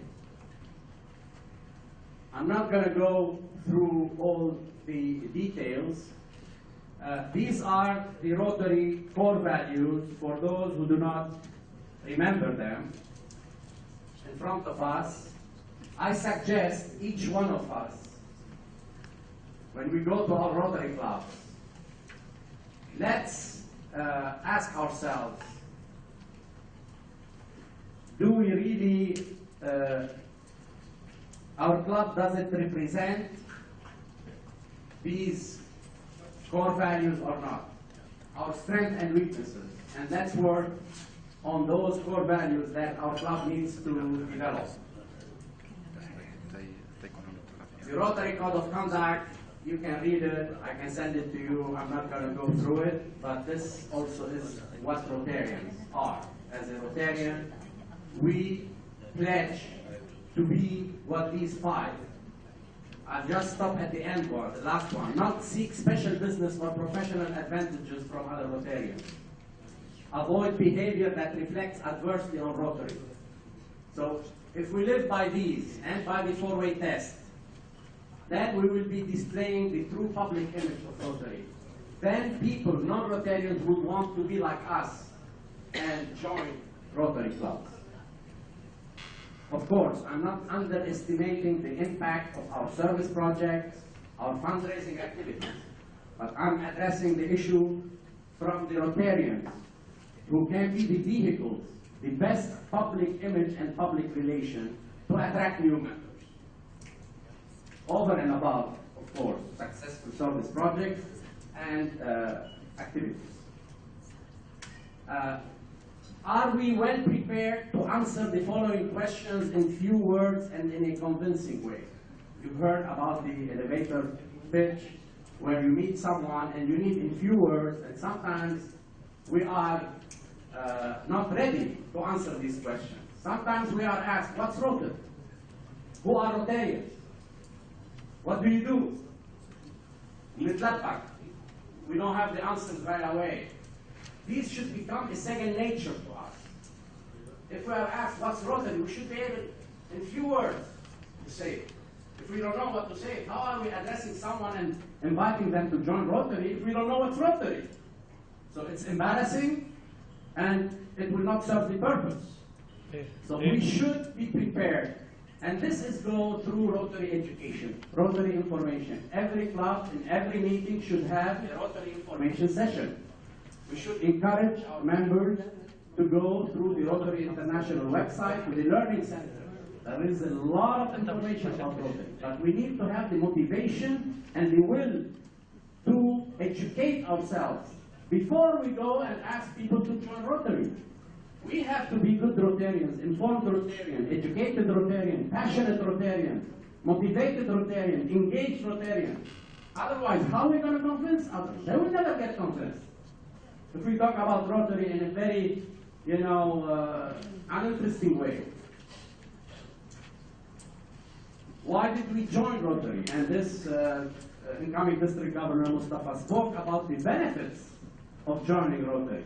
There are 10 or 20 benefits. Fun is one of them. And let's emphasize on fun. Everybody likes to have fun. Nobody likes to work. We attract them with fun, then we make them work. George. What's your Rotary story? What's your Rotary story? Okay, that's a big thing. I'm not going to go through what's Rotary or why join Rotary. Already others covered that. I'm going to quote Rotary International past president Richard King. He said, while it's certainly true that Rotary changes the lives of the people we serve, it changes more the lives of Rotarians.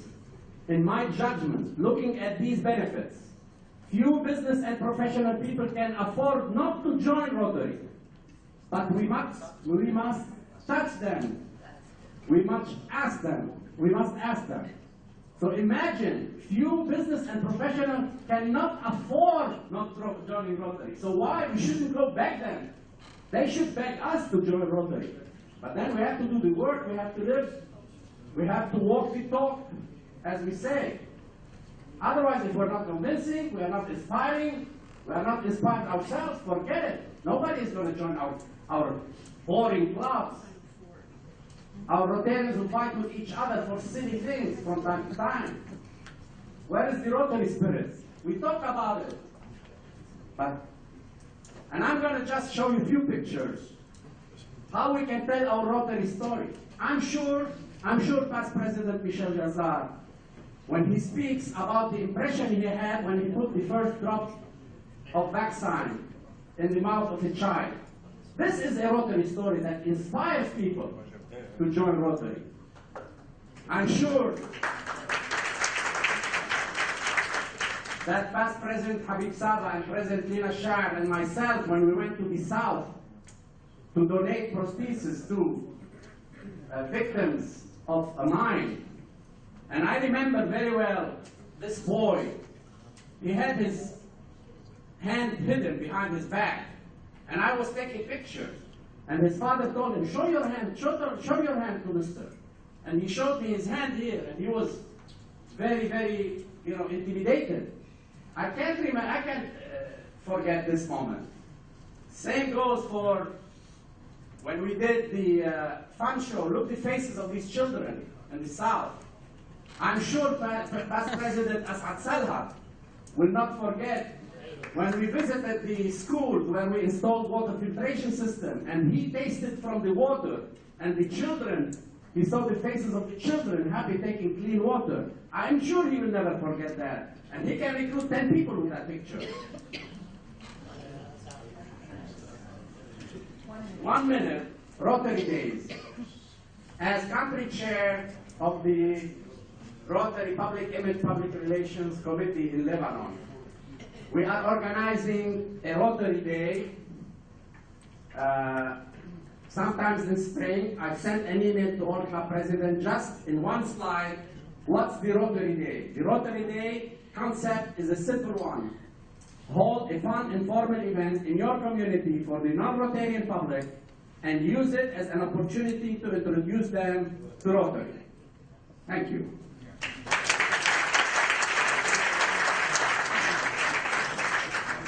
We're going to take questions and answers. I'm going by geographical area, so let me just give a little an opportunity. Because anyone in the room want to ask any questions? No? Okay, then we'll go back here and then I'll come back. Please go back there. Does anyone have any questions? Just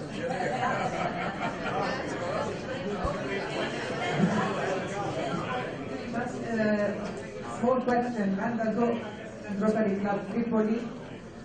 When you talk about branding, Governor Jamil, do you think it would be a good thing to emphasize on one particular subject in Rotary, like Red Cross? What is the purpose of Red Cross? What is the purpose of Children's Cancer Center? Because maybe it serves branding. Is it maybe something to think about, or to it would help us brand Rotary, not just service? If you want my opinion, I believe that if we do always mega project, it is better for the image of Rotary. When I was elected governor, I was searching for a mega project because I know that the Rotary clubs everywhere, they are autonomous. Everyone has the right to do to work on the needs in their community. But when we do small projects everywhere, people do not put their attention on us. If we have a mega project, if we have a big project, people rely more on us, and it is a better way to attract the attention and to receive more support from them. Hello, my name is Nathalie Samer. I am a new member of the Rotary family. I previously was the past president of the Rotary Club Plus, on the opposite microphone, and an advisor for the Interact Club that was newly founded in Byblos. If I may, and if I'm really allowed to, give you a perspective of Rotary from a Rotary perspective and from an Interact perspective. Starting with the first topic that we talked about, volunteering, if I may say that when we're at a younger age, we tend to volunteer much more. I can see it from an Interact perspective and a Rotary perspective. When we are first asked to join the Rotary family, the one thing that we are told that you have to learn how to serve above yourself. And you have to learn how to be a Rotary. That is that once you're a Rotary actor or a Rotarian, you have to be that all through your life and all through your day. And as soon as we start to grow in age, by myself I thought, we start to tend to look for the professional area in our lives, for the things that give us something in return. And we tend to forget that what Rotary is actually giving us is something that our jobs cannot give us. So the one thing that I'd like to say, volunteering, yes, it's a very big thing. Branding, definitely. I would like to ask of you, how many of you are going to be present in the marathon on November 9th? That is our biggest step to be able to brand ourselves within the society. Okay, thank you very much.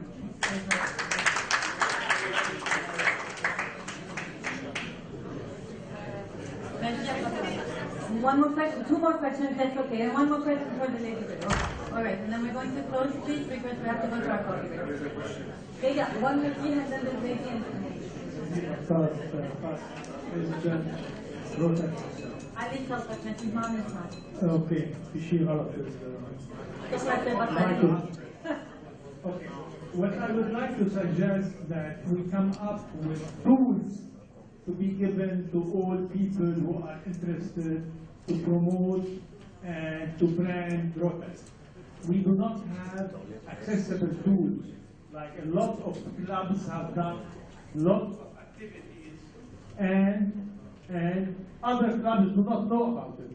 One couple of films, couple of brochures that would encompass all activities of all clubs, all over Lebanon, all over the district, and then it will be something, a good tool for us to brand ourselves properly. Whether it is a TV, a film, or whether it is, but it shouldn't be like different films, one encompassing all activities. Thank you. Thank you very much. With the party, please. Yeah, they have it.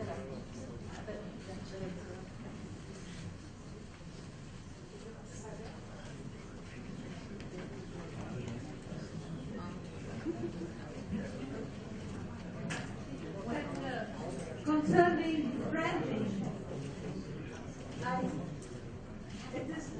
it is well known that Rotary all over the world has eradicated polio in the world. And now again, in Beirut and in Lebanon, with Syrian refugees, we're finding that polio is coming again.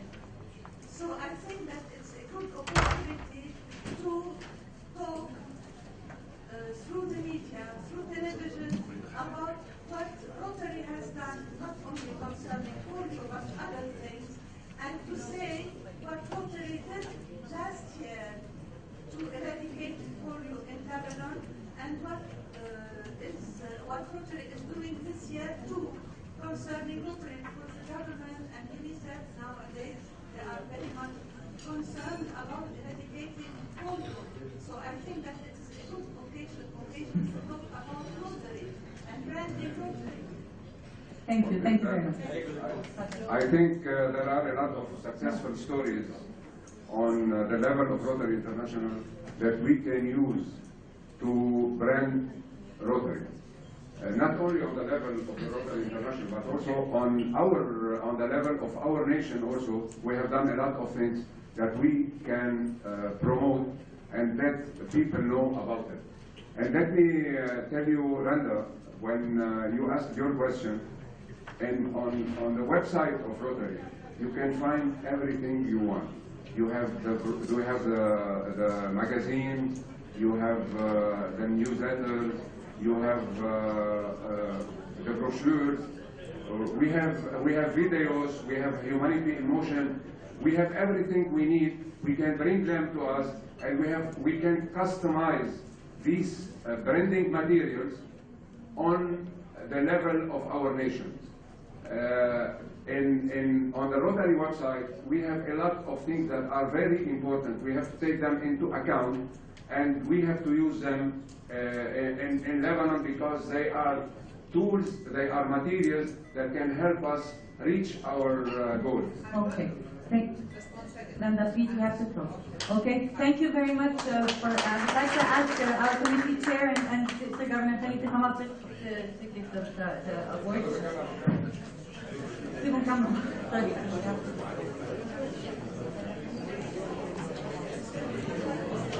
Please, just a second. Just for the photograph, we're done. We're done.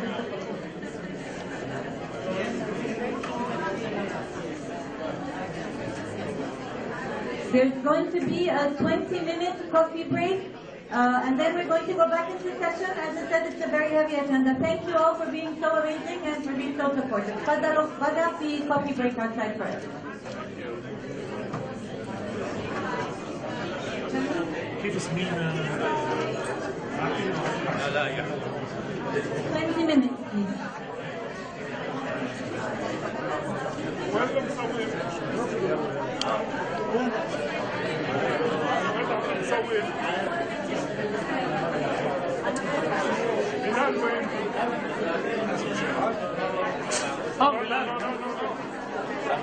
اجي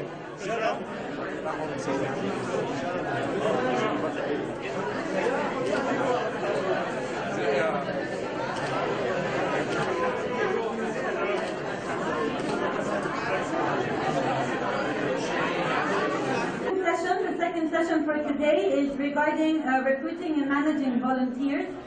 So I have the pleasure of asking President Governor Khadija Brown will be moderating the session, and you welcome the Rotarian clubs that are. Please, Tafadhal. Thank you, Yara. Come on, everybody inside. Door is closed.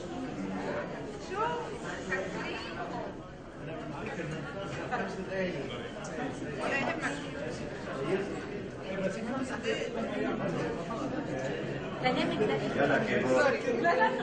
Waiting for you.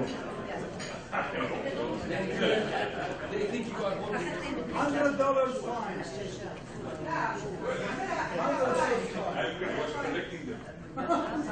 He's taking from his pocket. The money was collected.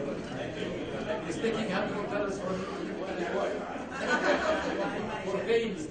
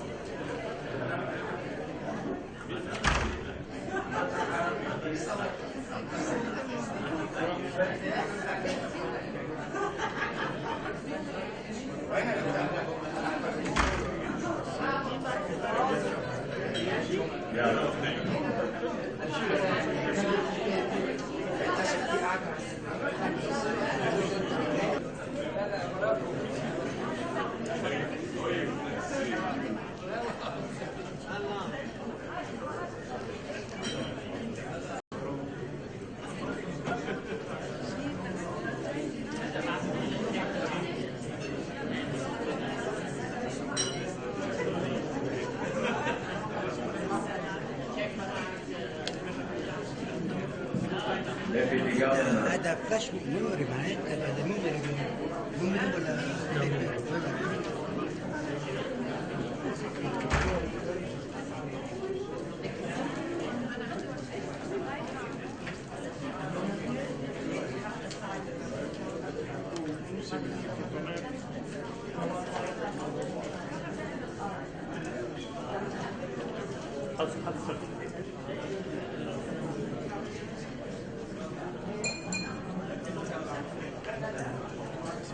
Deputy Governor Rotary.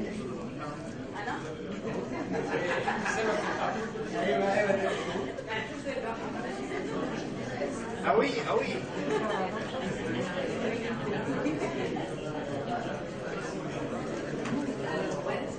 Khalid. Khalid.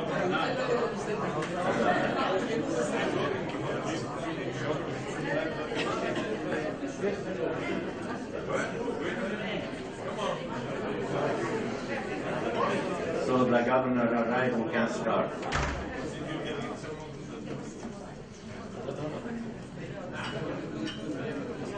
Before starting our session, I have two announcements. The first one is after the second session, we have a surprise to all of us. Second announcement, save the date for the Rotary Foundation seminar in Jordan on 29 of November in Amman. And you have the invitation of the incoming district governor, Mustafa Nasir-Eddin, and mainly Shawkat Tadros. So you are, all of us are invited to this foundation seminar. Thank you, Shawkat.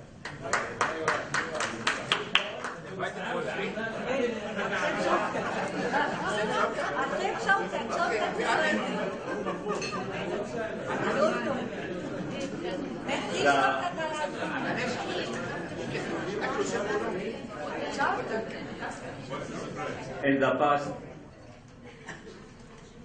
two sessions, we heard about branding, we heard about more clubs or more members, and we listened to former Minister Ziad Baroud, who has a good experience in volunteering in politics, public and private sector, and in NGOs. This session is about recruiting and managing volunteers. Always, we have at the beginning of the Rotary year increase of membership. 1%, 3%, 10%, and since today we have only 1.2 million Rotarians. So what is the conclusion of this? The conclusion is the traditional approach of recruiting, retention, Rotarian has failed to deliver the positive result for the development of membership, increasing of volunteers in Rotary. If we look about some statistics, number of volunteer programs serving per country in each region. In Africa, we have 16,000 programs per country. In Asia, more than 16,000. In Europe, more than 11,000 programs per country. In North America, more than 22,000. And Oceania, more than 6,000. With all these programs of volunteers around the world, there is a place for Rotary to recruit volunteers. There is possibility, still possibility, to increase our membership, whatever, it's by clubs, more clubs or more Rotarians. So if the approach has failed in recruiting Rotarians, the traditional approach, so we have to change our process. How we can change our process? We have experience in private sector, how they recruit employees in the private sector. There is any relation between the procedure or the process or the criteria in recruiting employee in private sector and recruiting volunteer in Rotary? What are the four tasks, recruiting, equipping, leading, etc. of volunteer in our organization? For this issue, let us start with Rana Salhab. Rana, she is a Rotarian, chair of membership committee in Beirut Cosmopolitan Rotary Club. She is regional partner for talent and communications at Rotary, but before that at Deloitte. Rana, the floor is yours.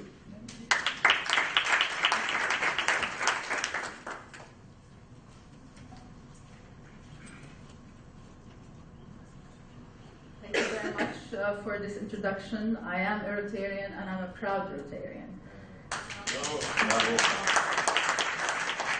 But I'm going to be the devil's advocate today. I'm going to take off my Rotarian hat and put it aside and put on my business hat. And you are all business leaders. I am a business leader with over X number of years of experience. You're not getting this out of me, but many, many years of experience across the region and even in Europe. Last year, my team and I, across the Middle East region, we hired 700 people. About 2/3 of these were graduates from universities, but there's about 1/3, if not a bit more, who are experienced people, very much the type of profile that we would want to recruit in Rotary.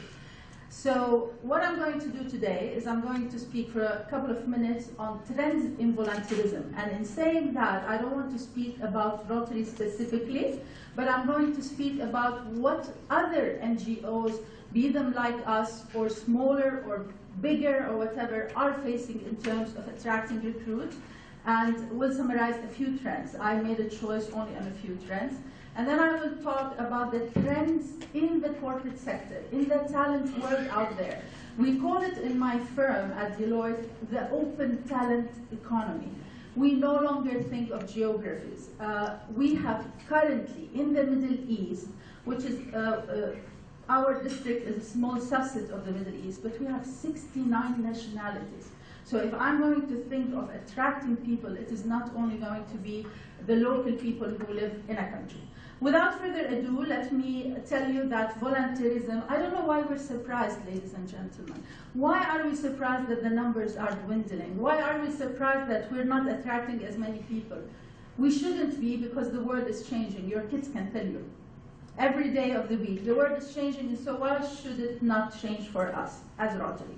It's changing socially, culturally, economically, and by, definitely you would all agree with me, technologically.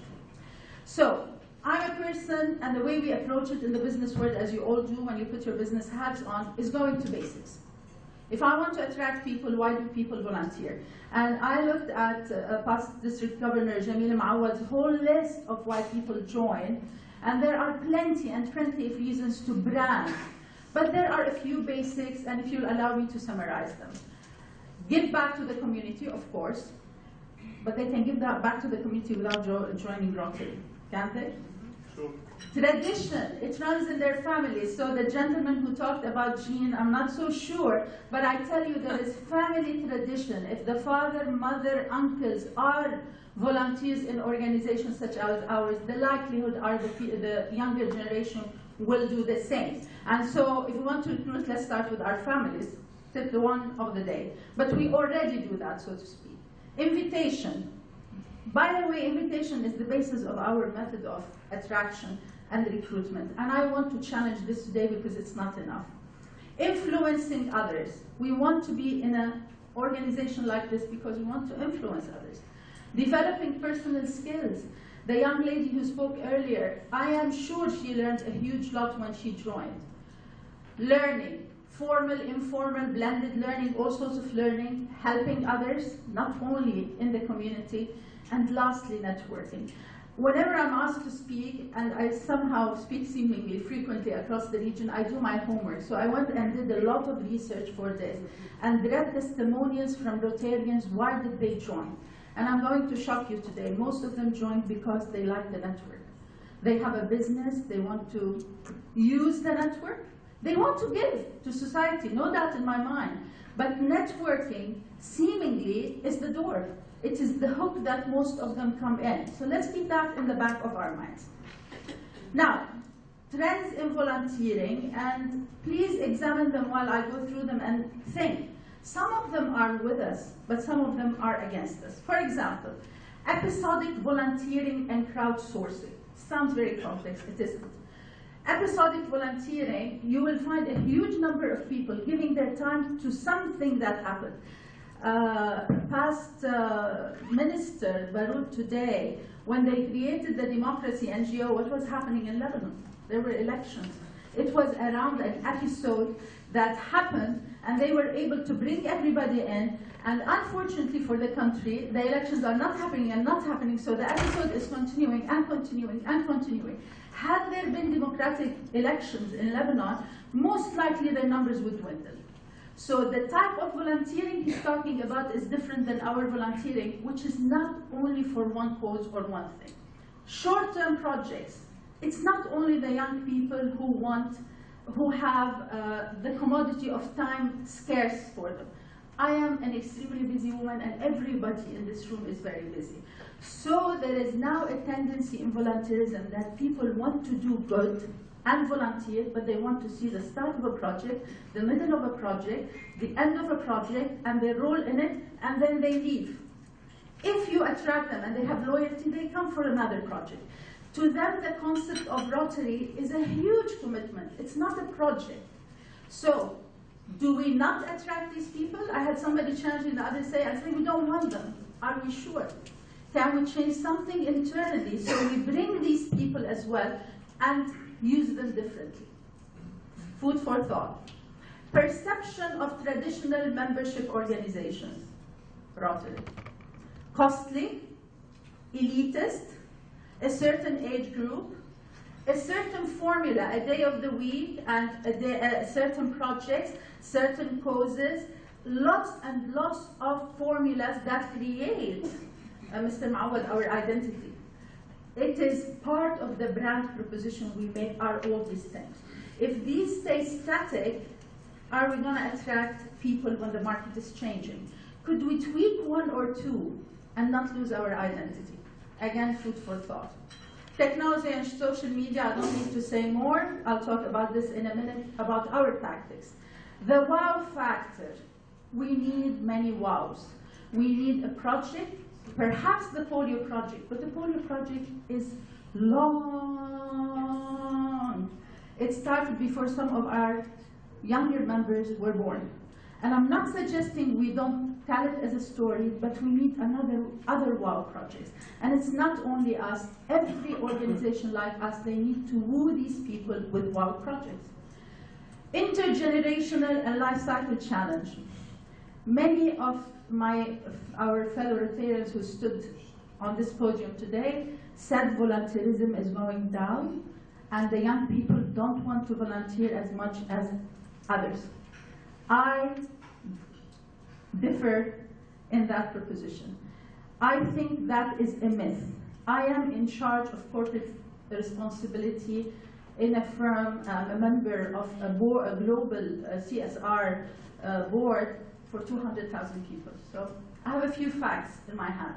Volunteerism is increasing. They just may not want this type of formula. The young people, the other day I spoke to a young crowd and I told them, I wish I were in your generation for two things. I'll be younger. And the second thing is you want to do good. My generation at your age were more worried about doing things in life, building careers and so on. The younger generation of today wants work-life balance and they want to do good, so they are willing to volunteer more, but not this formula. So it is dangerous to stamp on them that they are less loyal to their communities and they are not willing to volunteer. They are. We just need to attract them if we want that generation. So I'd like to say, I think I said most of the things I wanted to say about this generation. Actually, there are now 4 generations we could recruit from if we elect to. The desire for freedom by the younger generation, the Gen Y, the millennials, is very high. The freedom in the construct of Rotary is different. I'm not suggesting we ask them. I'm just putting all these thoughts in your minds. They want challenging, interesting assignments. They expect to be treated professionally, so they want organizations that are run professionally, and that is leadership within our organization that was mentioned. And to be honest, I think we are okay in that. We are good in terms of leadership because we're professionals and many of us bring our skills within the thing here. I look at the millennials. This statistics on the right, 92% of millennials, which are the Generation Y, Gen Y, want job flexibility and work-life fit from organizations. So why should they want it less from an organization like Rotary? Okay, I'll put my hat on now, and this is actually very fresh research for 2004, which my company has done. And I will give you very quickly 12 trends that are now, if you have businesses, it will be interesting to you. But keep in the back of your mind how that is tied to Rotary. The first one, the whole theme on leadership and development. There is a dearth of leadership in the market. We are not finding leaders enough or people with enough leadership. So the whole thinking about leadership is changing. So the thinking is everybody is a leader whenever they graduate from college, begin working on the leader skills, don't wait until they are C-suite, CEO, CFO, CIO. That's a trend.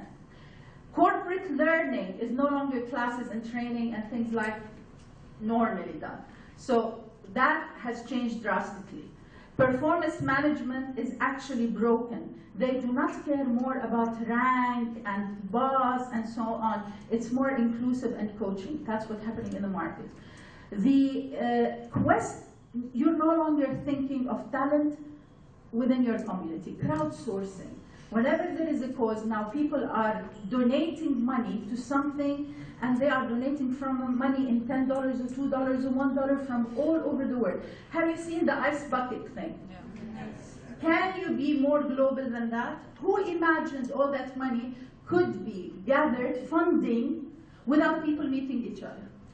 This is where the world is going. I'm not saying we should all now get buckets of ice and put over our heads, but these are the wow ideas that are coming out that are very different. On attracting and engagements, I'll choose maybe 2 things.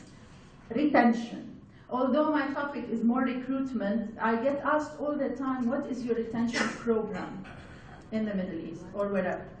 And I always say, I don't have a retention strategy and I don't have a retention program. Because retention is an outcome. If you do everything right, people will stay in Rotary. You cannot wake up tomorrow, have a committee and say, what shall we do to retain her or him? We have to work on where the pains are, where the issues are, and the outcome will be retention. It's not a program. Corporate world does not look at it as a program. The only thing we call a retention scheme, I'll tell you where, when we acquire a business, we don't want people to leave. We'll say, if you stay 6 months, you'll get a bonus. You stay 1 year, you'll get a bonus. Just for the first year. We call it a retention bonus, so we stabilize the company we acquire. But you cannot have rewards forever for retention. It's really doing what is right internally. And the last one, I'll speak, the last column on the right, I'll speak, which one shall I choose? The reskilled HR team. The HR people, the recruiters. Who are the recruiters at Rotary? Every one of us. They don't come naturally as recruiters. We need to be trained. They need to be given the elevator pitch. They need to be literally told what to say when you recruit X, Y, Z. They need to pick a film, somebody asked for a film, but more we call it collateral, and it should be the same, whether you're talking in Amman or talking in Beirut or talking wherever, with the story tweaking. But we should have the same tools for everybody. On this one as well, this is research again by my firm. What is the most impactful recruitment tactic? And look at the first one. Who do we want? Define and assess candidates against good fit.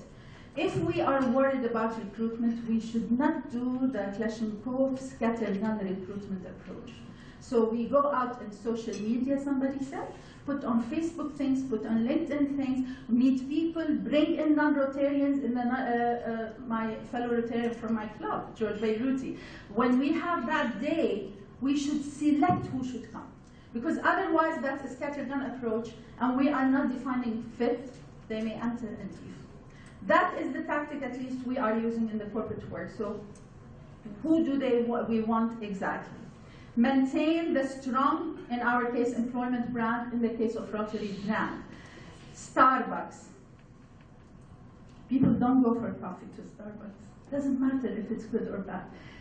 It matters if it's extremely bad, because next door the coffee is, I bet you, from the same source the same. They go for the experience. The experience of Starbucks, the experience of Rotary, it's not, that is the brand. And I knew you wanted to talk much more about brand, but I could see in the slides a lot of material that you wanted to give. But just taking this example further, it is the experience. So what is the Rotary experience? How do we describe it? Okay, I propose this.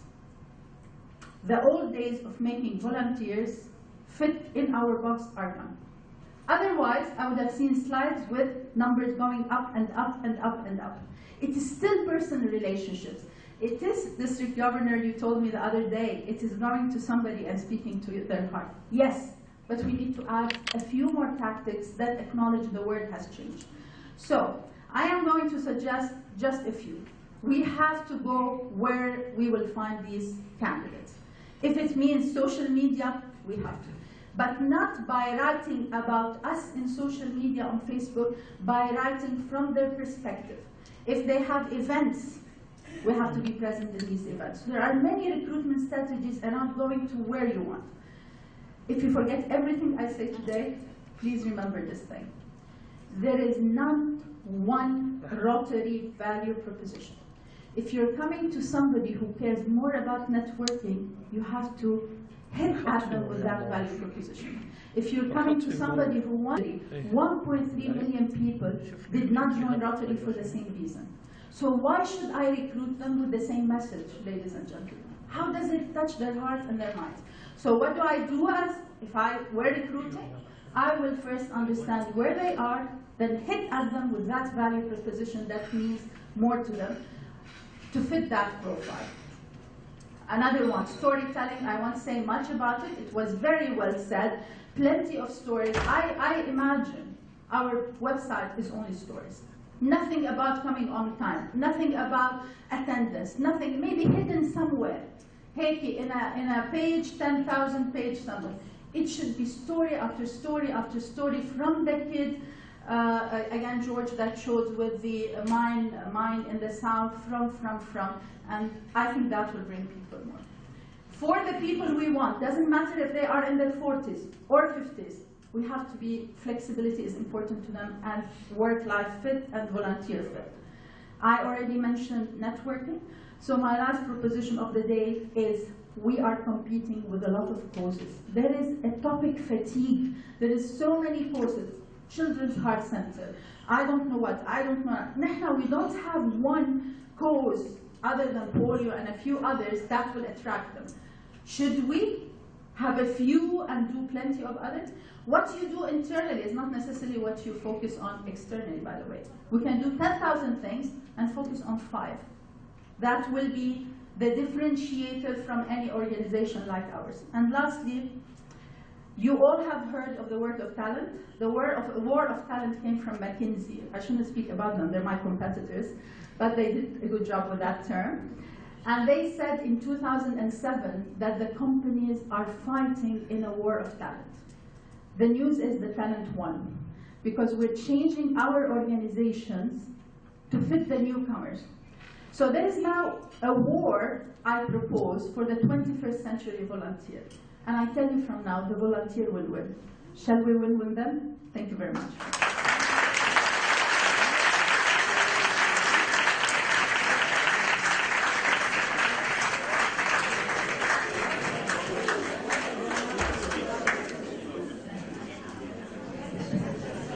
Thank you, Rana, for this wonderful presentation. Please. The second point, which is I agree with you that the value proposition, what we propose for the new members, for the potential Rotarian, we propose only meet a week once we have an event, or we talk about the cost, we talk about the history, or we should talk also about our goals, our future vision, how we can attract Rotarians. Thank you very much, Rana. Our second speaker is Dayala Al-Alami. You know Dayala? Diala. Rotarian, past president of Rotary Club Amman West, 2013-2014. She participated in different district conferences. She is responsible of membership share for Jordan this year. She joined Rotary in 2007. Congratulations, Diala. The floor is yours.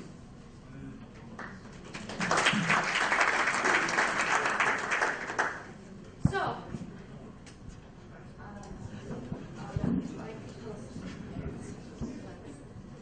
it's here, it's here.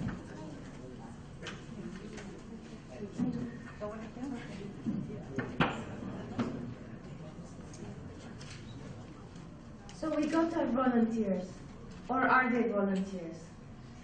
Who are we? We are 1.2 million neighbors, friends, community leaders who came together to create positive and lasting change. That's what they tell us, right? And they also tell us we're business and professional leaders, and we're here to provide humanitarian services, encourage high ethical standards in all vocations. It's a mouthful. It's a big mouthful. We have to make it simple. When we come, we need to manage these volunteers. We are talking about 1.2 million volunteers that are Rotarians, and another over 200,000 Rotaractors.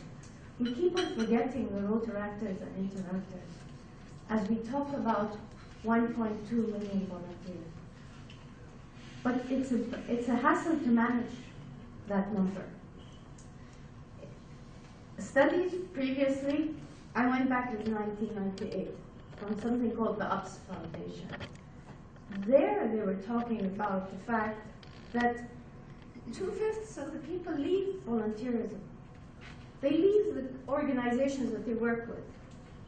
Why? There was poor management. They didn't know where they were going, what's being done in that organization. There was no communication. So internationally, there are 7. This is what it should be. You need to get satisfied, and you have to have fun. Internationally, there are 7 practices for managing volunteers. With Rotary, we're only going to have 6, sorry. Okay. Why? Because the very important thing about Rotary as an NGO is we do not have paid staff. Unlike other NGOs, usually you have staff on board. The smaller NGOs, not so much. So, you need to engage your members. Rotary International actually has helped us out and given us some basics to do within these 6 engagements of management of volunteers. You have to get the members on board with you for your yearly plan and your 3-year plan. It's not just the president that's doing that. It's not just your main committee. It's everybody. You have to encourage them to get input. You have to find ways. Don't keep it just like the old way, just fill out the forms. We need to get there. And we have to remember, just like you said, that it's changing. Everything is changing. Okay? Even your role next year is not the same. If you're president this year, next year you're not. So you're going somewhere else. Now, this was a trend that was researched from Europe in 2014 by MCI, actually. This was actually shared with everybody in a membership conference online. It's very interesting. You'll be having these slides. Look through them. They're similar to what Rana was talking about. The trends are changing. Everything is changing. Your volunteers, your Rotarians, don't just tell them, join the committees. Here are the committees. You work on it. You encourage them. If you're there and you're encouraging them, you think about it. Think about what fits them. What is better? What actually fits their role, their business, their professionalism? One case I remember in our club, one person said, based on the rules and what exists with Rotary, I've been able to improve some of my business actions. This is something that every one of you can do. These are projects that exist worldwide, and everybody can be part of everything. And the more that more people join in, it's easier to go. You have to understand your members. You have to communicate. Our PR story was not so great in the past years. We need to improve it. We need to be out there communicating, not just to other people. We have a problem. We have a problem within Rotary that Rotarians do not know. There's a conference, they know about the conference. Sessions, they don't know. Within a country, in some cases, they didn't know about each other's projects. It's important. You have to communicate. What happens to other clubs also happens within a club. It's all important aspects that you need to work on. There's something that's very interesting, and we have to also be careful about it. We have generations, and the generations are ranging from people in their 30s to people in their 70s and 80s. Okay? There's difference in capabilities that we need every single one to be on the same page. Communication is not just the fact that I'm telling them. You have to give them everything fully. Sometimes it needs you have to go the extra mile. These are all the new ones. I remember a time when everything was just telex and faxes. Now you tell that to some of the new generations, like, what's that? In 10 years, I think we'll be forgetting these also. Okay.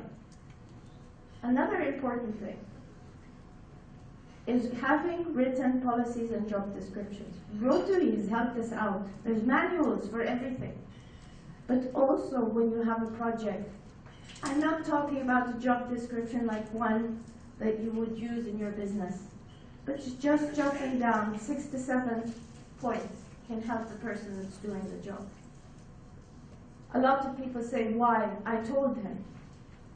People have different learning styles, and they have different aspects of interacting with people. Some people can listen, some people are people that understand by reading. You have to find out what suits you, but always have something written. It helps you out. You can remind them easily. Resend them the email if they use email. But it's important.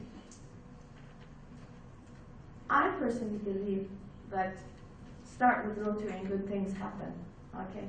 You have to convince your members. These are the volunteers that are actually the important ones. Recognition. There's nothing like getting a lot of recognition. Sometimes just a special thank you is enough. But appreciation events, they do help out.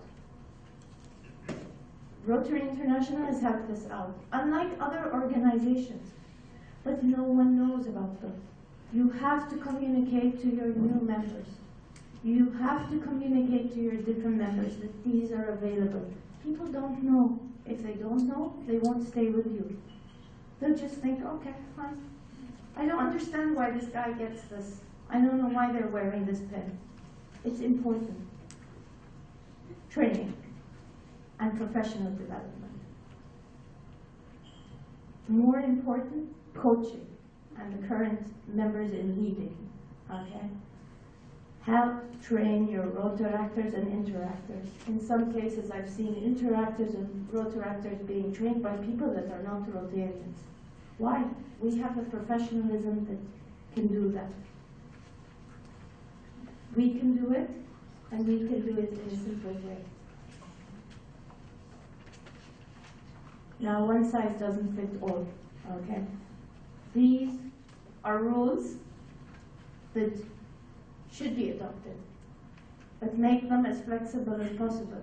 Because just like attracting volunteers, okay, a volunteer can easily leave.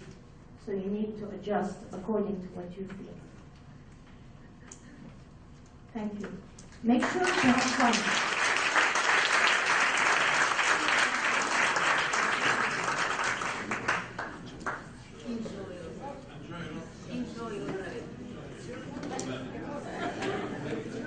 Thank you, Diana. Thank you, Diana.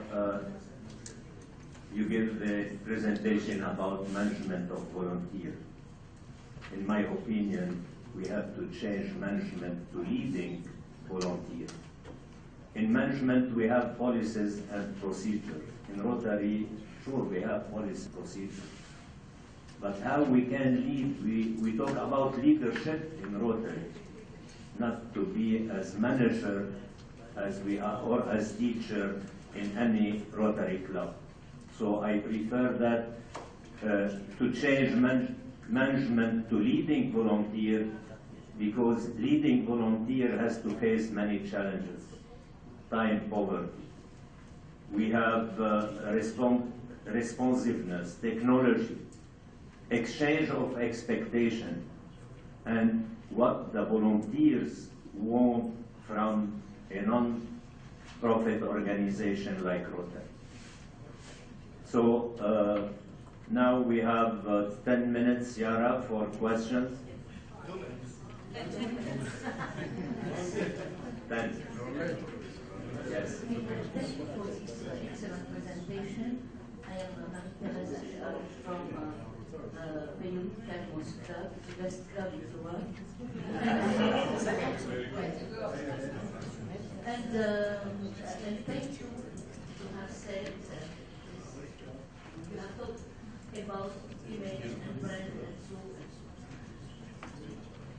Unfortunately, the image now is the website. We have a very bad website in Lebanon. And I need to take the action, if you agree, to present to all the club a feasibility study, a cahier de charge, je sais pas, to present something, because it is a shame to not have all the information as you said. We don't have it. So we have, it is a must. Secondly, I met some people who were Rotarian before. I asked them, why you don't learn? They said, we have enough of it. We eat all the time dinner and all the time dinner. I said, we in Cadmos Club, we have dedicated this year for culture, environment. So we are going to have a very strong conference intitulée pour une culture de paix au Liban. Que faut-il faire? What needs to be done to have a peace culture in Lebanon? So we will have a lot of volunteers to work with us, and it will be for all Rotarians, for all Rotary clubs in Lebanon, etc. We will have another one on environment. We will have a third one on culture also, to talk about Lebanese identity. What does it mean, identity? What does it mean being Lebanese in 2014? Okay, so all this cultural stuff will connect a lot of young people, because it will be done in a university room and university conference room, and it will be shared by everybody, and it will be there will be a lot of question and answer about this culture. We need also to make this, to talk with the Minister of Culture, I'm sorry, I'm finished, to have this kind of project into all the school of Lebanon. What we need is culture, and peace culture is the most important we need. It is, you provide this, you provide everything for the young people and for the community and for everyone. Thank you, I'm sorry. Thank you. Please, طرحوا السؤال, question. To answer Madam Ashar about the website, we have the website of the district, and some clubs has their own website, and we encourage clubs to have their own website and to put on it their project, etc. Regarding the conferences in your club, we are talking about membership. Congratulations for Cadmos Rotary Club for the program, the culture program, the environmental, the fellowship program. But can you tell us how many members you increase your club as a result of these projects? How much? So. Well, this year, just it's the beginning of the year, and we have 2 pinned members. They were pinned by DG Ali Shani, and we still have 3 potential, let's say, potential members. They are attending the meetings, and I think we will have around 5 this year. Excellent. Congratulations. Another question?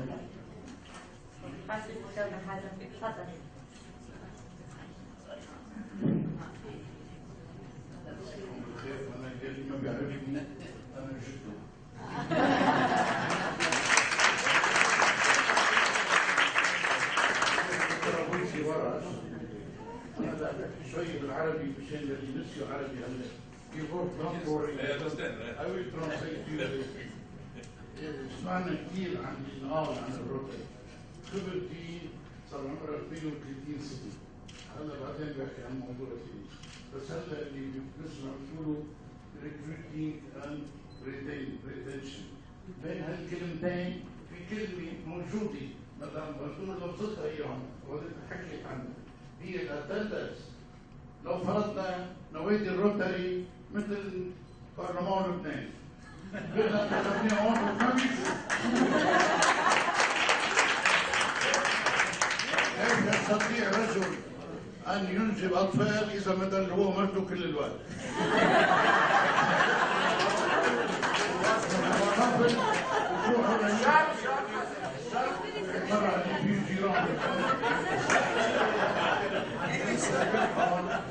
التندنس هي أهم شيء والتفاهم.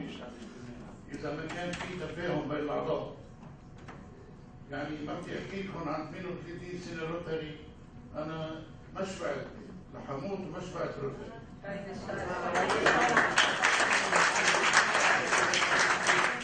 لكم سمعت بنادية إنه في 2 أعضاء جدد. بما إنه أنا بسبب صحتي وعمري ما بدي أروح على النادي كثير، طلبت يدعوا هالعضوين يجوا لعندي على البيت تحكيهم روتري. إذا ما اجتمعنا ما بنتفق شيء، بدنا نجتمع ونتفاهم. كريتيك على راسي.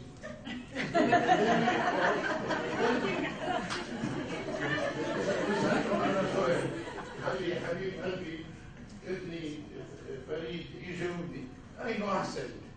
نادي بقلبه 60 عضو بيحضر 10 15، أو نادي فيه 15 بيجوا كلهم.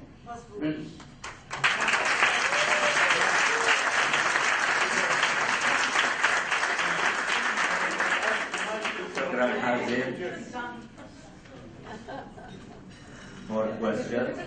Any more questions? Hannah Badam to ask? No, you can't have 2 in one book, sorry. Anyone else has any question on no? No? Okay, if there's no one else, you can have one more question. But a quick one, please. Question that I haven't. Please. Other NGOs all over the world are having the same problem, or just Rotary is having recruiting all over, and the world is changing. The world is changing. They are competing for the same volunteers, and membership is suffering. Now, there are very successful spots. Certain NGOs are extremely successful, but their format is slightly different. But it is something everybody should. By the way, we are competing with the private sector. نحن a requirement, for example, in the corporate sector, that people spend X number of hours on company volunteering. Yani the project we create, they have to go and volunteer under its auspices. So do you know we're competing even with the corporate world? Thank you very much. Mr. Governor, Okay. we have a minute. No, I'm sorry. Next step. Okay, thank you very much. May I please ask Mr. Governor, don't make me today. Mr. Governor, please, I'm sorry I keep on calling you up. And our committee chair, Ronnie, just so we can show our appreciation to our guest speaker here. Ronnie. And in the meantime, can I ask our DDG May and Vice President Ahmed Hussein, Vice President Dana Kalash, and Rotary Business Juanette to come to the panel so we can save some time.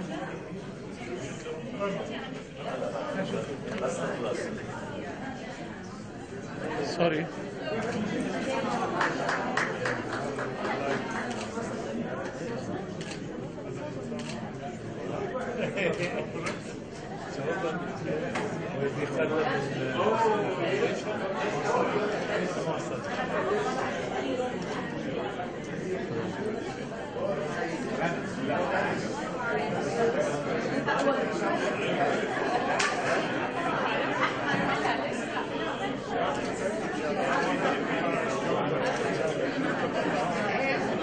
It's different.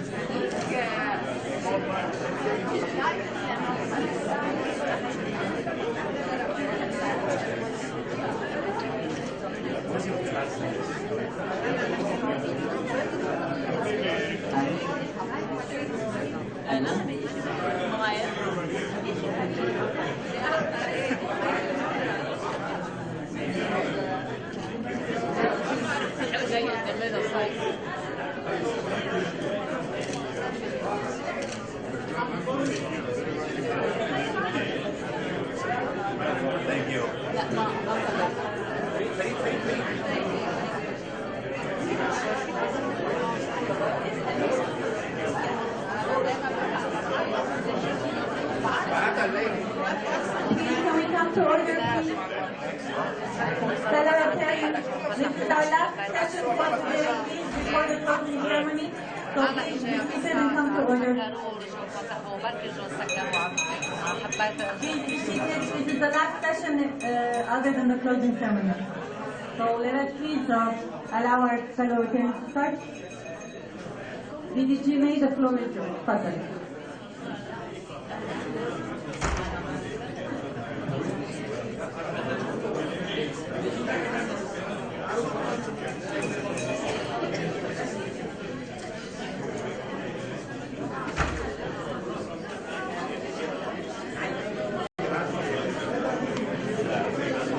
He addressed us with a small message.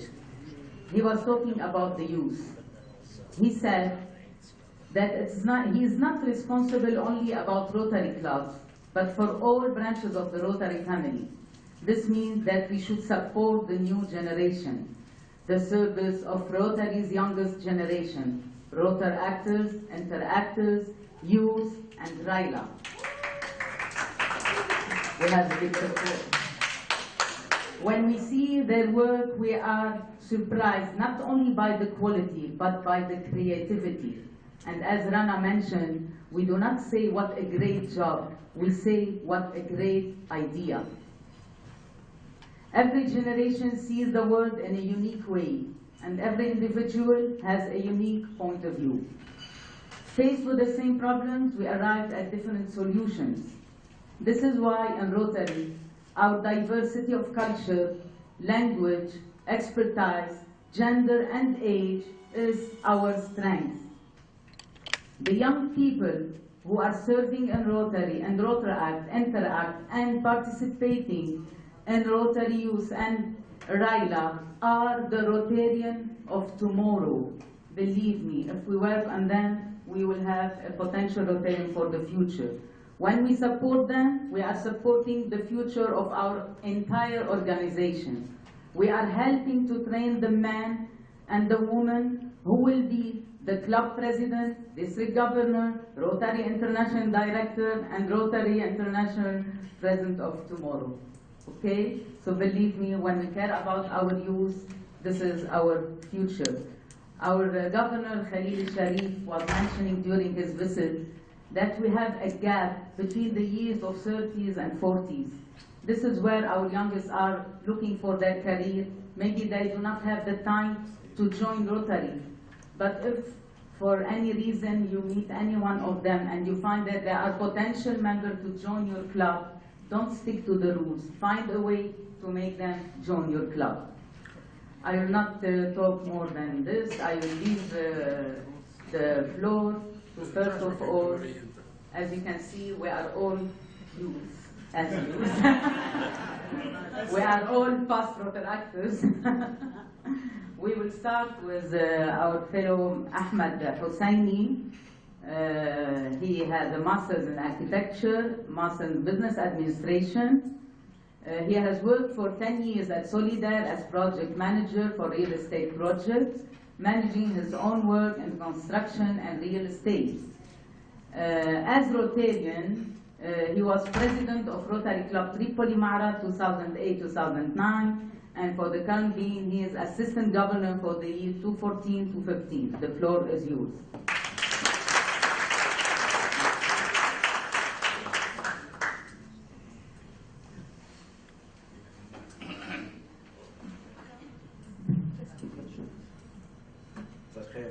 Yes, sir.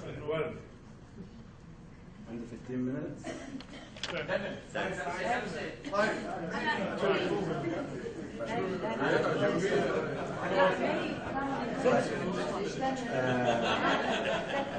presentation today is to talk about how to shorten the gap between Rotaract and Rotary. My first question is,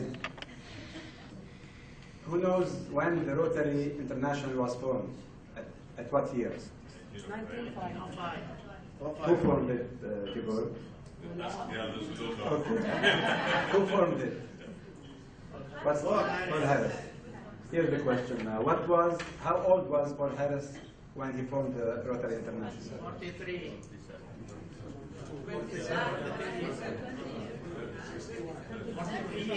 He was 37. And do you know that today only 2% of Rotarians in the world are less than 30 years old?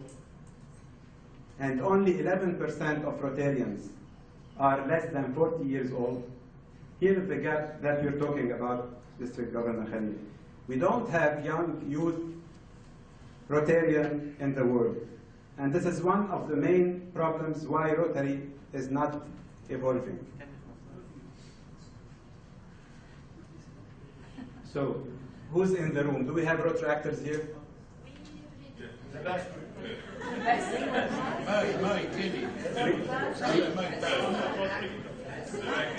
We have 3 Rotary actors. And a presentation for youth, we have 3 Rotary actors. We have a problem.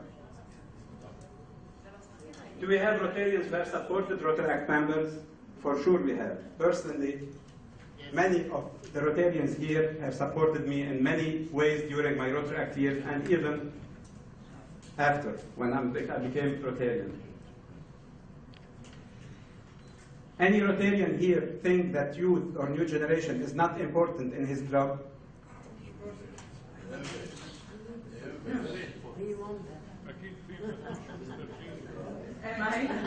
Do we have previous Rotary Act members who are now Rotarians?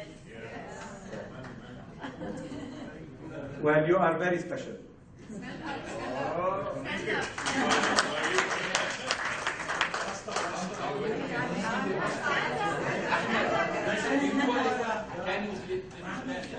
Yes, can you stand up, please?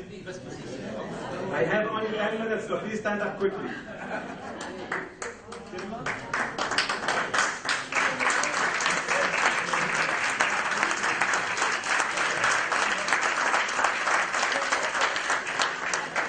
You see, all of these persons, do you think that they are not leaders today in the Rotary?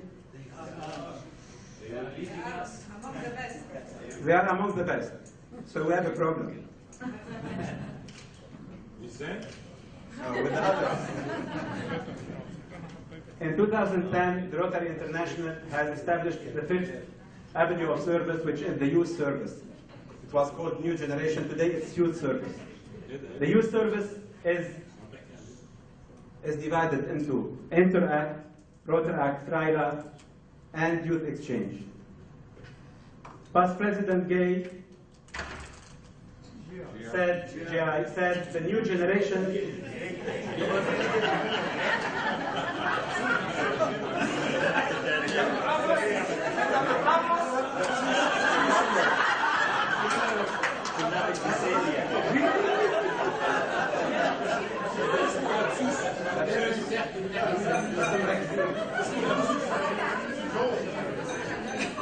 Good, they are concentrating. Everybody is concentrating. Good sign. Said, the new generations are our investment in the future. Let us begin to build that future today. You see, the youth, it's an investment. If you're talking business, let's invest in the youth. If you want Rotary to continue, let's invest in them.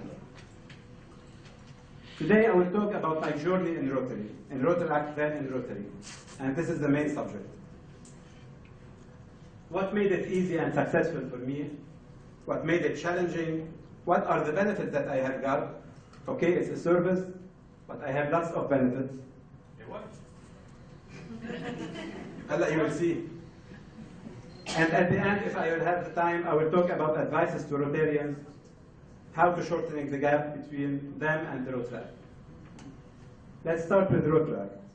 In 1999, I was invited by my friend, or by couples of friends, who were chartering a new Rotary Act club in Tripoli, sponsored by Rotary Club of Tripoli. I went there just for fun, just to have, dinners, just for fun with friends. I was like 24, 25 years old. In 1998, 99, I was a charter member and the vice president of this club. I stayed only 4 years in the Rotary Act of Tripoli.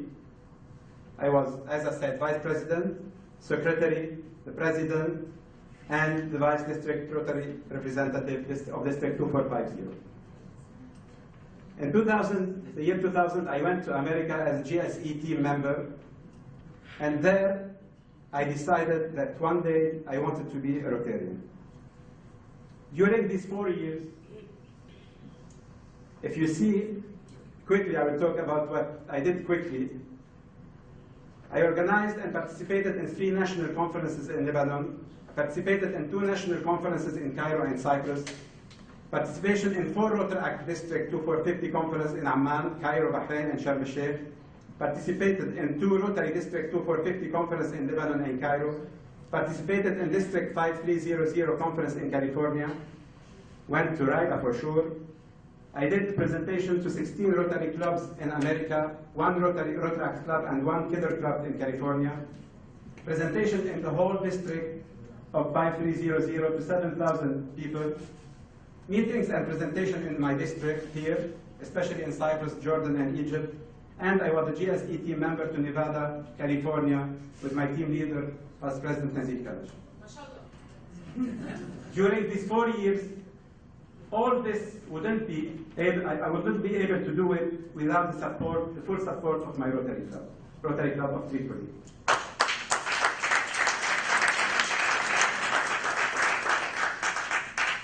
The relationship between the Rotary and my sponsor club was very active, very strong. We had also a representative always with us in our weekly meeting.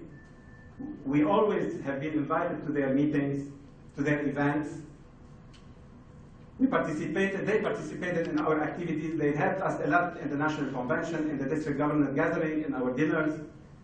Whenever I went there for financial support, they were always there.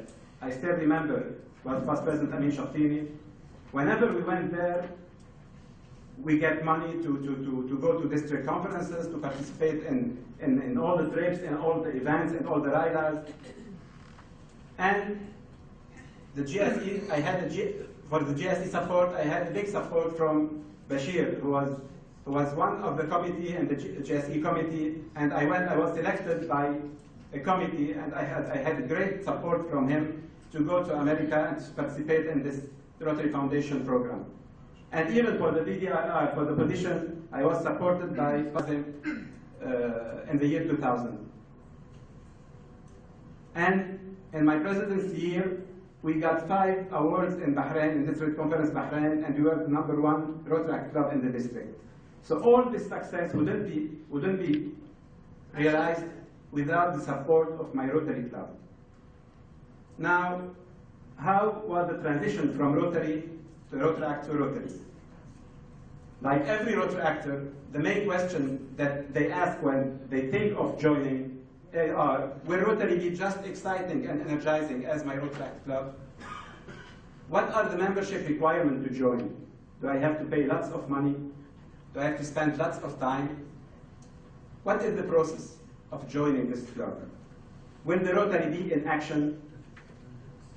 Who will be my friends in the Rotary? And which Rotary club to choose?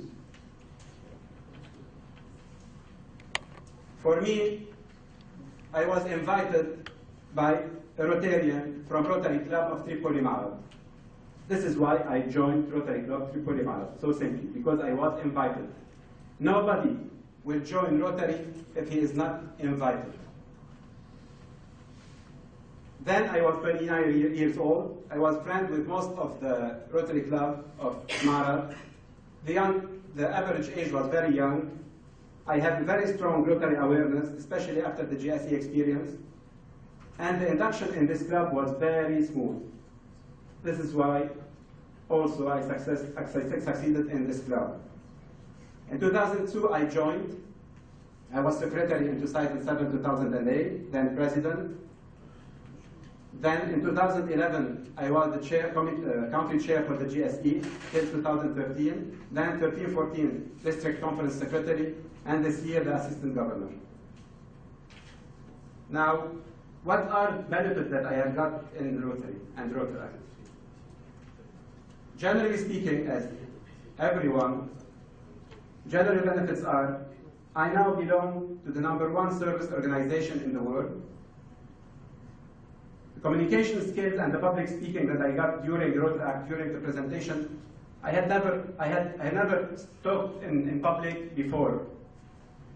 Leadership skills, the community service, networking, friendship, social, and the lifestyle.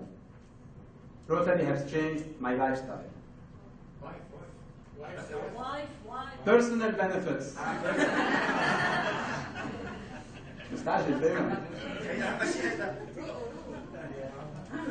As a personal benefits for me, personally, I had a great support when I was staying in Canada for like 3 years, going there and coming back.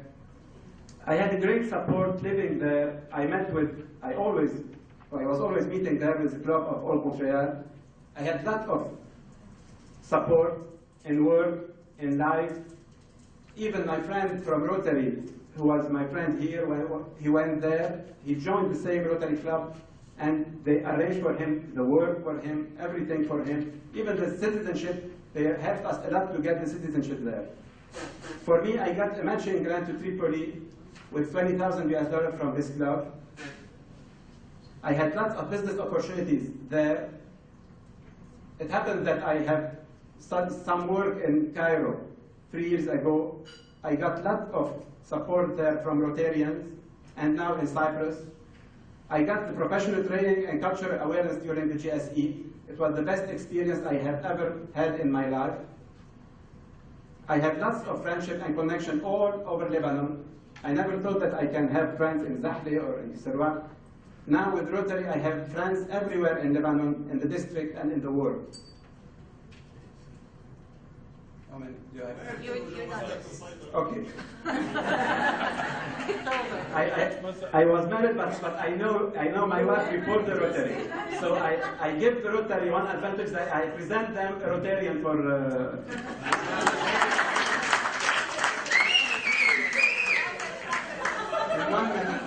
One minute. For the strategies to shorten, the presentation will be sent to you, I think, with the CD. But as strategies, I urge each club, Rotary Club in Lebanon, to sponsor one Rotaract club and one Interact club.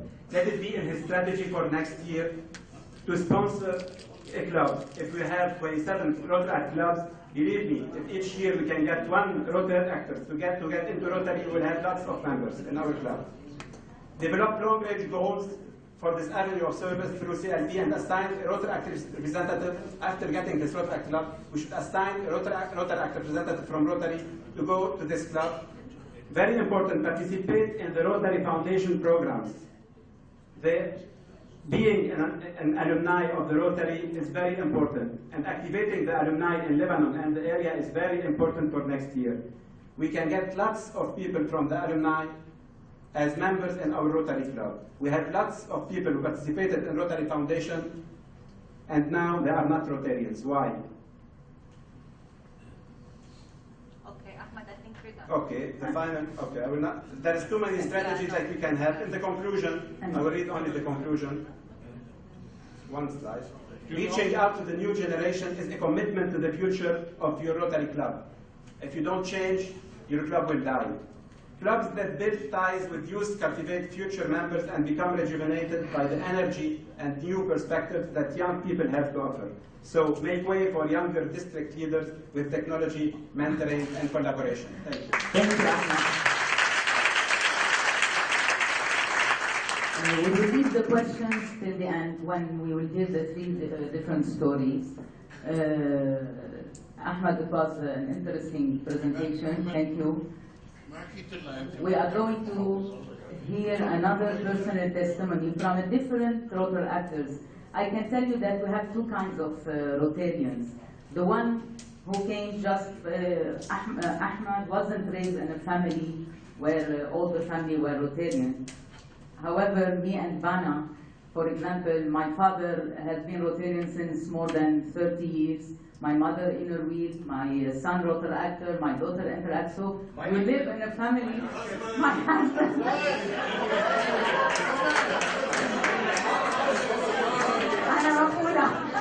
My husband, the biggest support, believe me.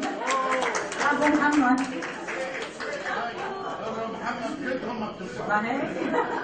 Thank you. Really, Rotary runs in our blood. Believe me, whatever challenges face us, we believe in Rotary. And we are not the person that need to be convinced about anything. We live with Rotary. I think Bana is feeling the same. So I will just... My uncle and Randa also. We are all Rotarians. I will read a brief CV about Bana. I give you the floor. Okay. So Bana has a BS in Environmental Health and AUB, Advanced Diploma in Food Safety Management, Certified Professional Trainer. Also, her current position, Senior Country Manager of Bolter Public Health. About the Rotarian CV, she is born and raised in a Rotarian family. Rotary Club of Saida, 1992 till 1997. Rotarian since 2007. Past President of Rotary Club Saida, 2012-2013, and Public Relations Committee Chair of District 2452 Conference, 2014. The floor is yours, Bana. Kalash.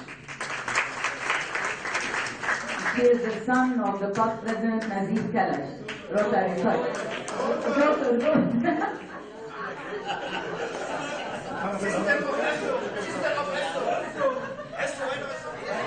My brother is Rotarian also.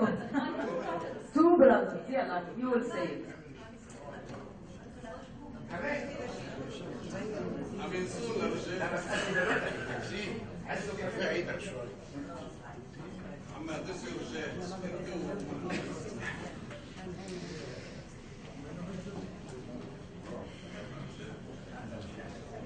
Hi. Yes. Okay. I was asked to talk today about a brief word about my experience and my experience from Rotary actor to a Rotarian.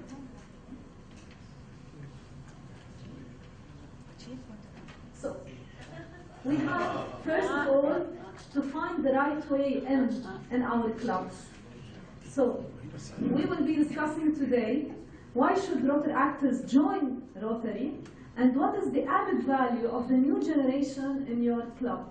Because we have already mentioned about the gap between the ages of the new generation, or the Rotary actors and the Rotarians. Basically, we have a lot of advantages of recruiting Rotary actors in Rotary clubs. First of all, Rotary actors, they know what Rotary is. Second, they know about their respective clubs. They have, maybe they have already joined them in a lot of activities and a lot of projects. Rotary actors, they understand how to join Rotary clubs, and their experience with their own sponsored club will encourage them to join Rotary. Now, about the connection between the Rotary Act and the Rotary. There are plenty of social connections and familiarity. So they already know each other, they have participated in the same projects together, they have done maybe joint meetings together. They have plenty of service connection through the joint project, plenty of professional connections through mentorship, advising, participating in RILA, attending conferences, and even organizing conferences. And at last, plenty of engagement between Rotary Act and Rotary for those who are qualified, interested, or ready for Rotary Club membership. So all of this will enhance the recruitment of Rotary actors with their respective Rotary Club.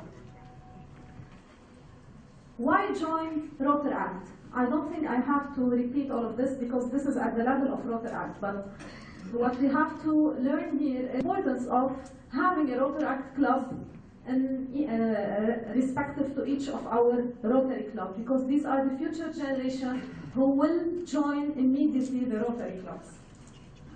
My personal benefits of joining Rotary Act. First of all, leadership development.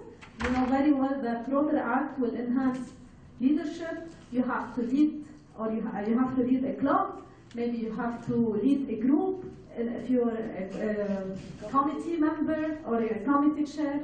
So Rotary is an organization of leaders and successful people. Serving Rotary position, like any college education, learning is very important, how to motivate, how to influence, and finally how to lead leaders. The second benefit is the opportunity to serve. I don't think everyone will get the opportunity to serve in a well-structured organization as Rotary. So Rotary is service, its business is mankind, while its product is service. Continuing education, each meeting provided us with an opportunity to listen to a lot of guest speakers, maybe in the conferences or in the meetings or in the joint meetings that we had with the Rotary clubs. Not to forget the RILA and all the experiences that we got from the RILA. Attain more self-confidence. Friendship, as Ahmed mentioned, we had a lot of friends all over Lebanon, maybe all over the district as well.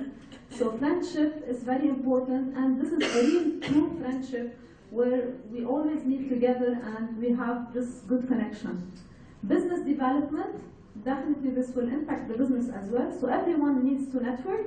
Rotary consists of a cross-section of every business community where people can help each other. Finally, and most important, is the fun. So Rotary was really fun, a lot of fun. The meeting was fun, the activities, the interaction, and the conferences. I have put here some very old photos. I will not tell you how old they are, but some of them, yeah, plus. Okay, so these are some of the old photos where me and my colleagues, we were Rotary actors. We had joint activities. This was one of the joint activities all over Lebanon. I cannot really remember what was it, but it was somewhere in the north, in Batroun or Kura. This was in Bahrain conference, 1995. So, same year it was in Bahrain conference as well.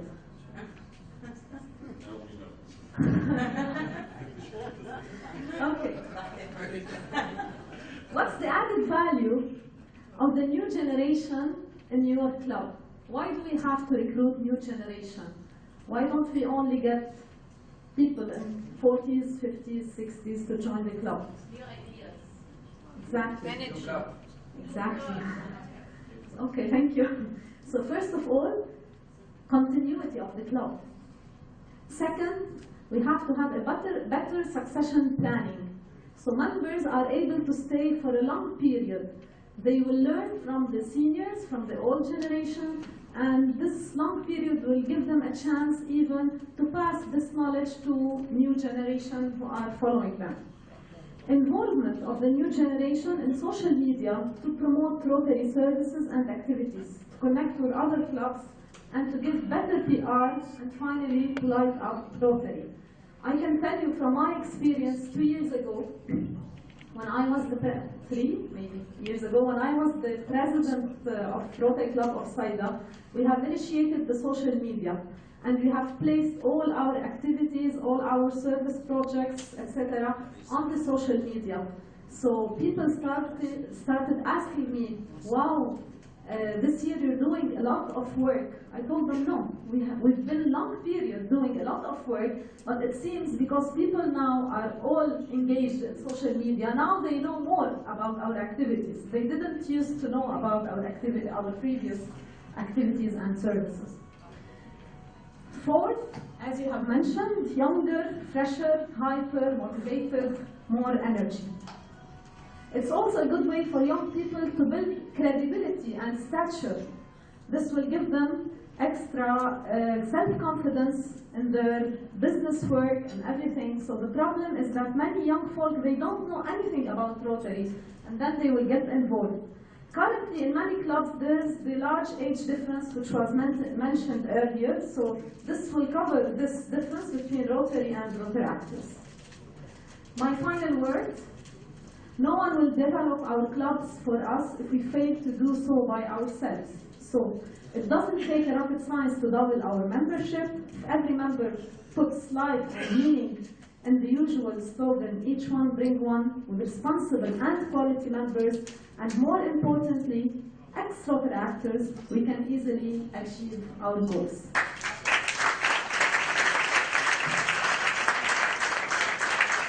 Thank you, Rana. Now, ختامها مسك مثل ما بيقولوا بالعربي. We will leave the floor to بالأرمني. Our next speaker. هلا حنخبركم. Our next speaker, she got a BA in Business Administration from AUB, an MA in International Affairs from LAU. Currently, she is a partner and managing director of Korean Merchandise Center International. As the Rotary CP, past president of Rotary Beirut Cosmopolitan, district Rotary representative of year 2009, and she was elected as incoming president for next year, but she has chosen to be Mrs. Gazarian instead. Congratulations to our bride. The floor is yours.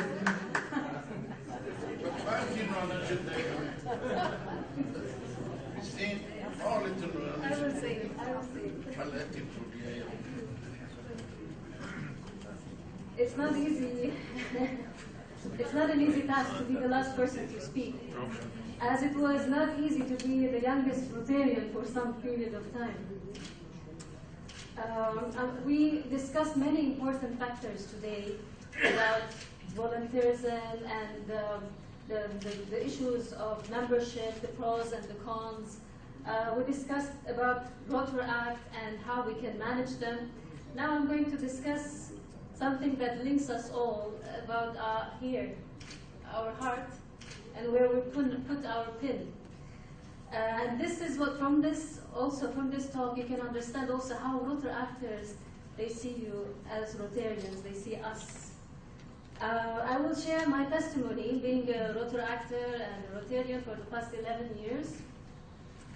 Well, you see, during this period I learned in my life, and especially in Rotary, that something really important about commitment. I learned that nothing really shapes our lives more than the commitments we choose to make in life. And these commitments, they can either destroy us or develop us. But they do define us at the end. Like our commitments to our communities, to our families, to our parents, to children, commitment to service, commitment to the truth, to fairness, to the well-being of all concerned. You see, these are all our Rotary mottos. Commitment to Rotary. You see, all these commitments, they really define who we are in life. My journey in commitment to service began when I was living abroad and decided to come back to Lebanon. This notion of serving, as we were discussing also, we said that it's a gene. It does run in my family as well, but I have this zeal to serve in a country which I relate to and care for. That's why I moved back from UAE to Lebanon. And also it is very beautiful to know what you want in life. That's why you can wake up every morning excited about life, just like us, right? In Rotary, we want to serve, we want to do this and that, you know. That's why they see, just by looking at us as Rotarians, they are interested about Rotary, they are interested about our lives, they are interested about what we do.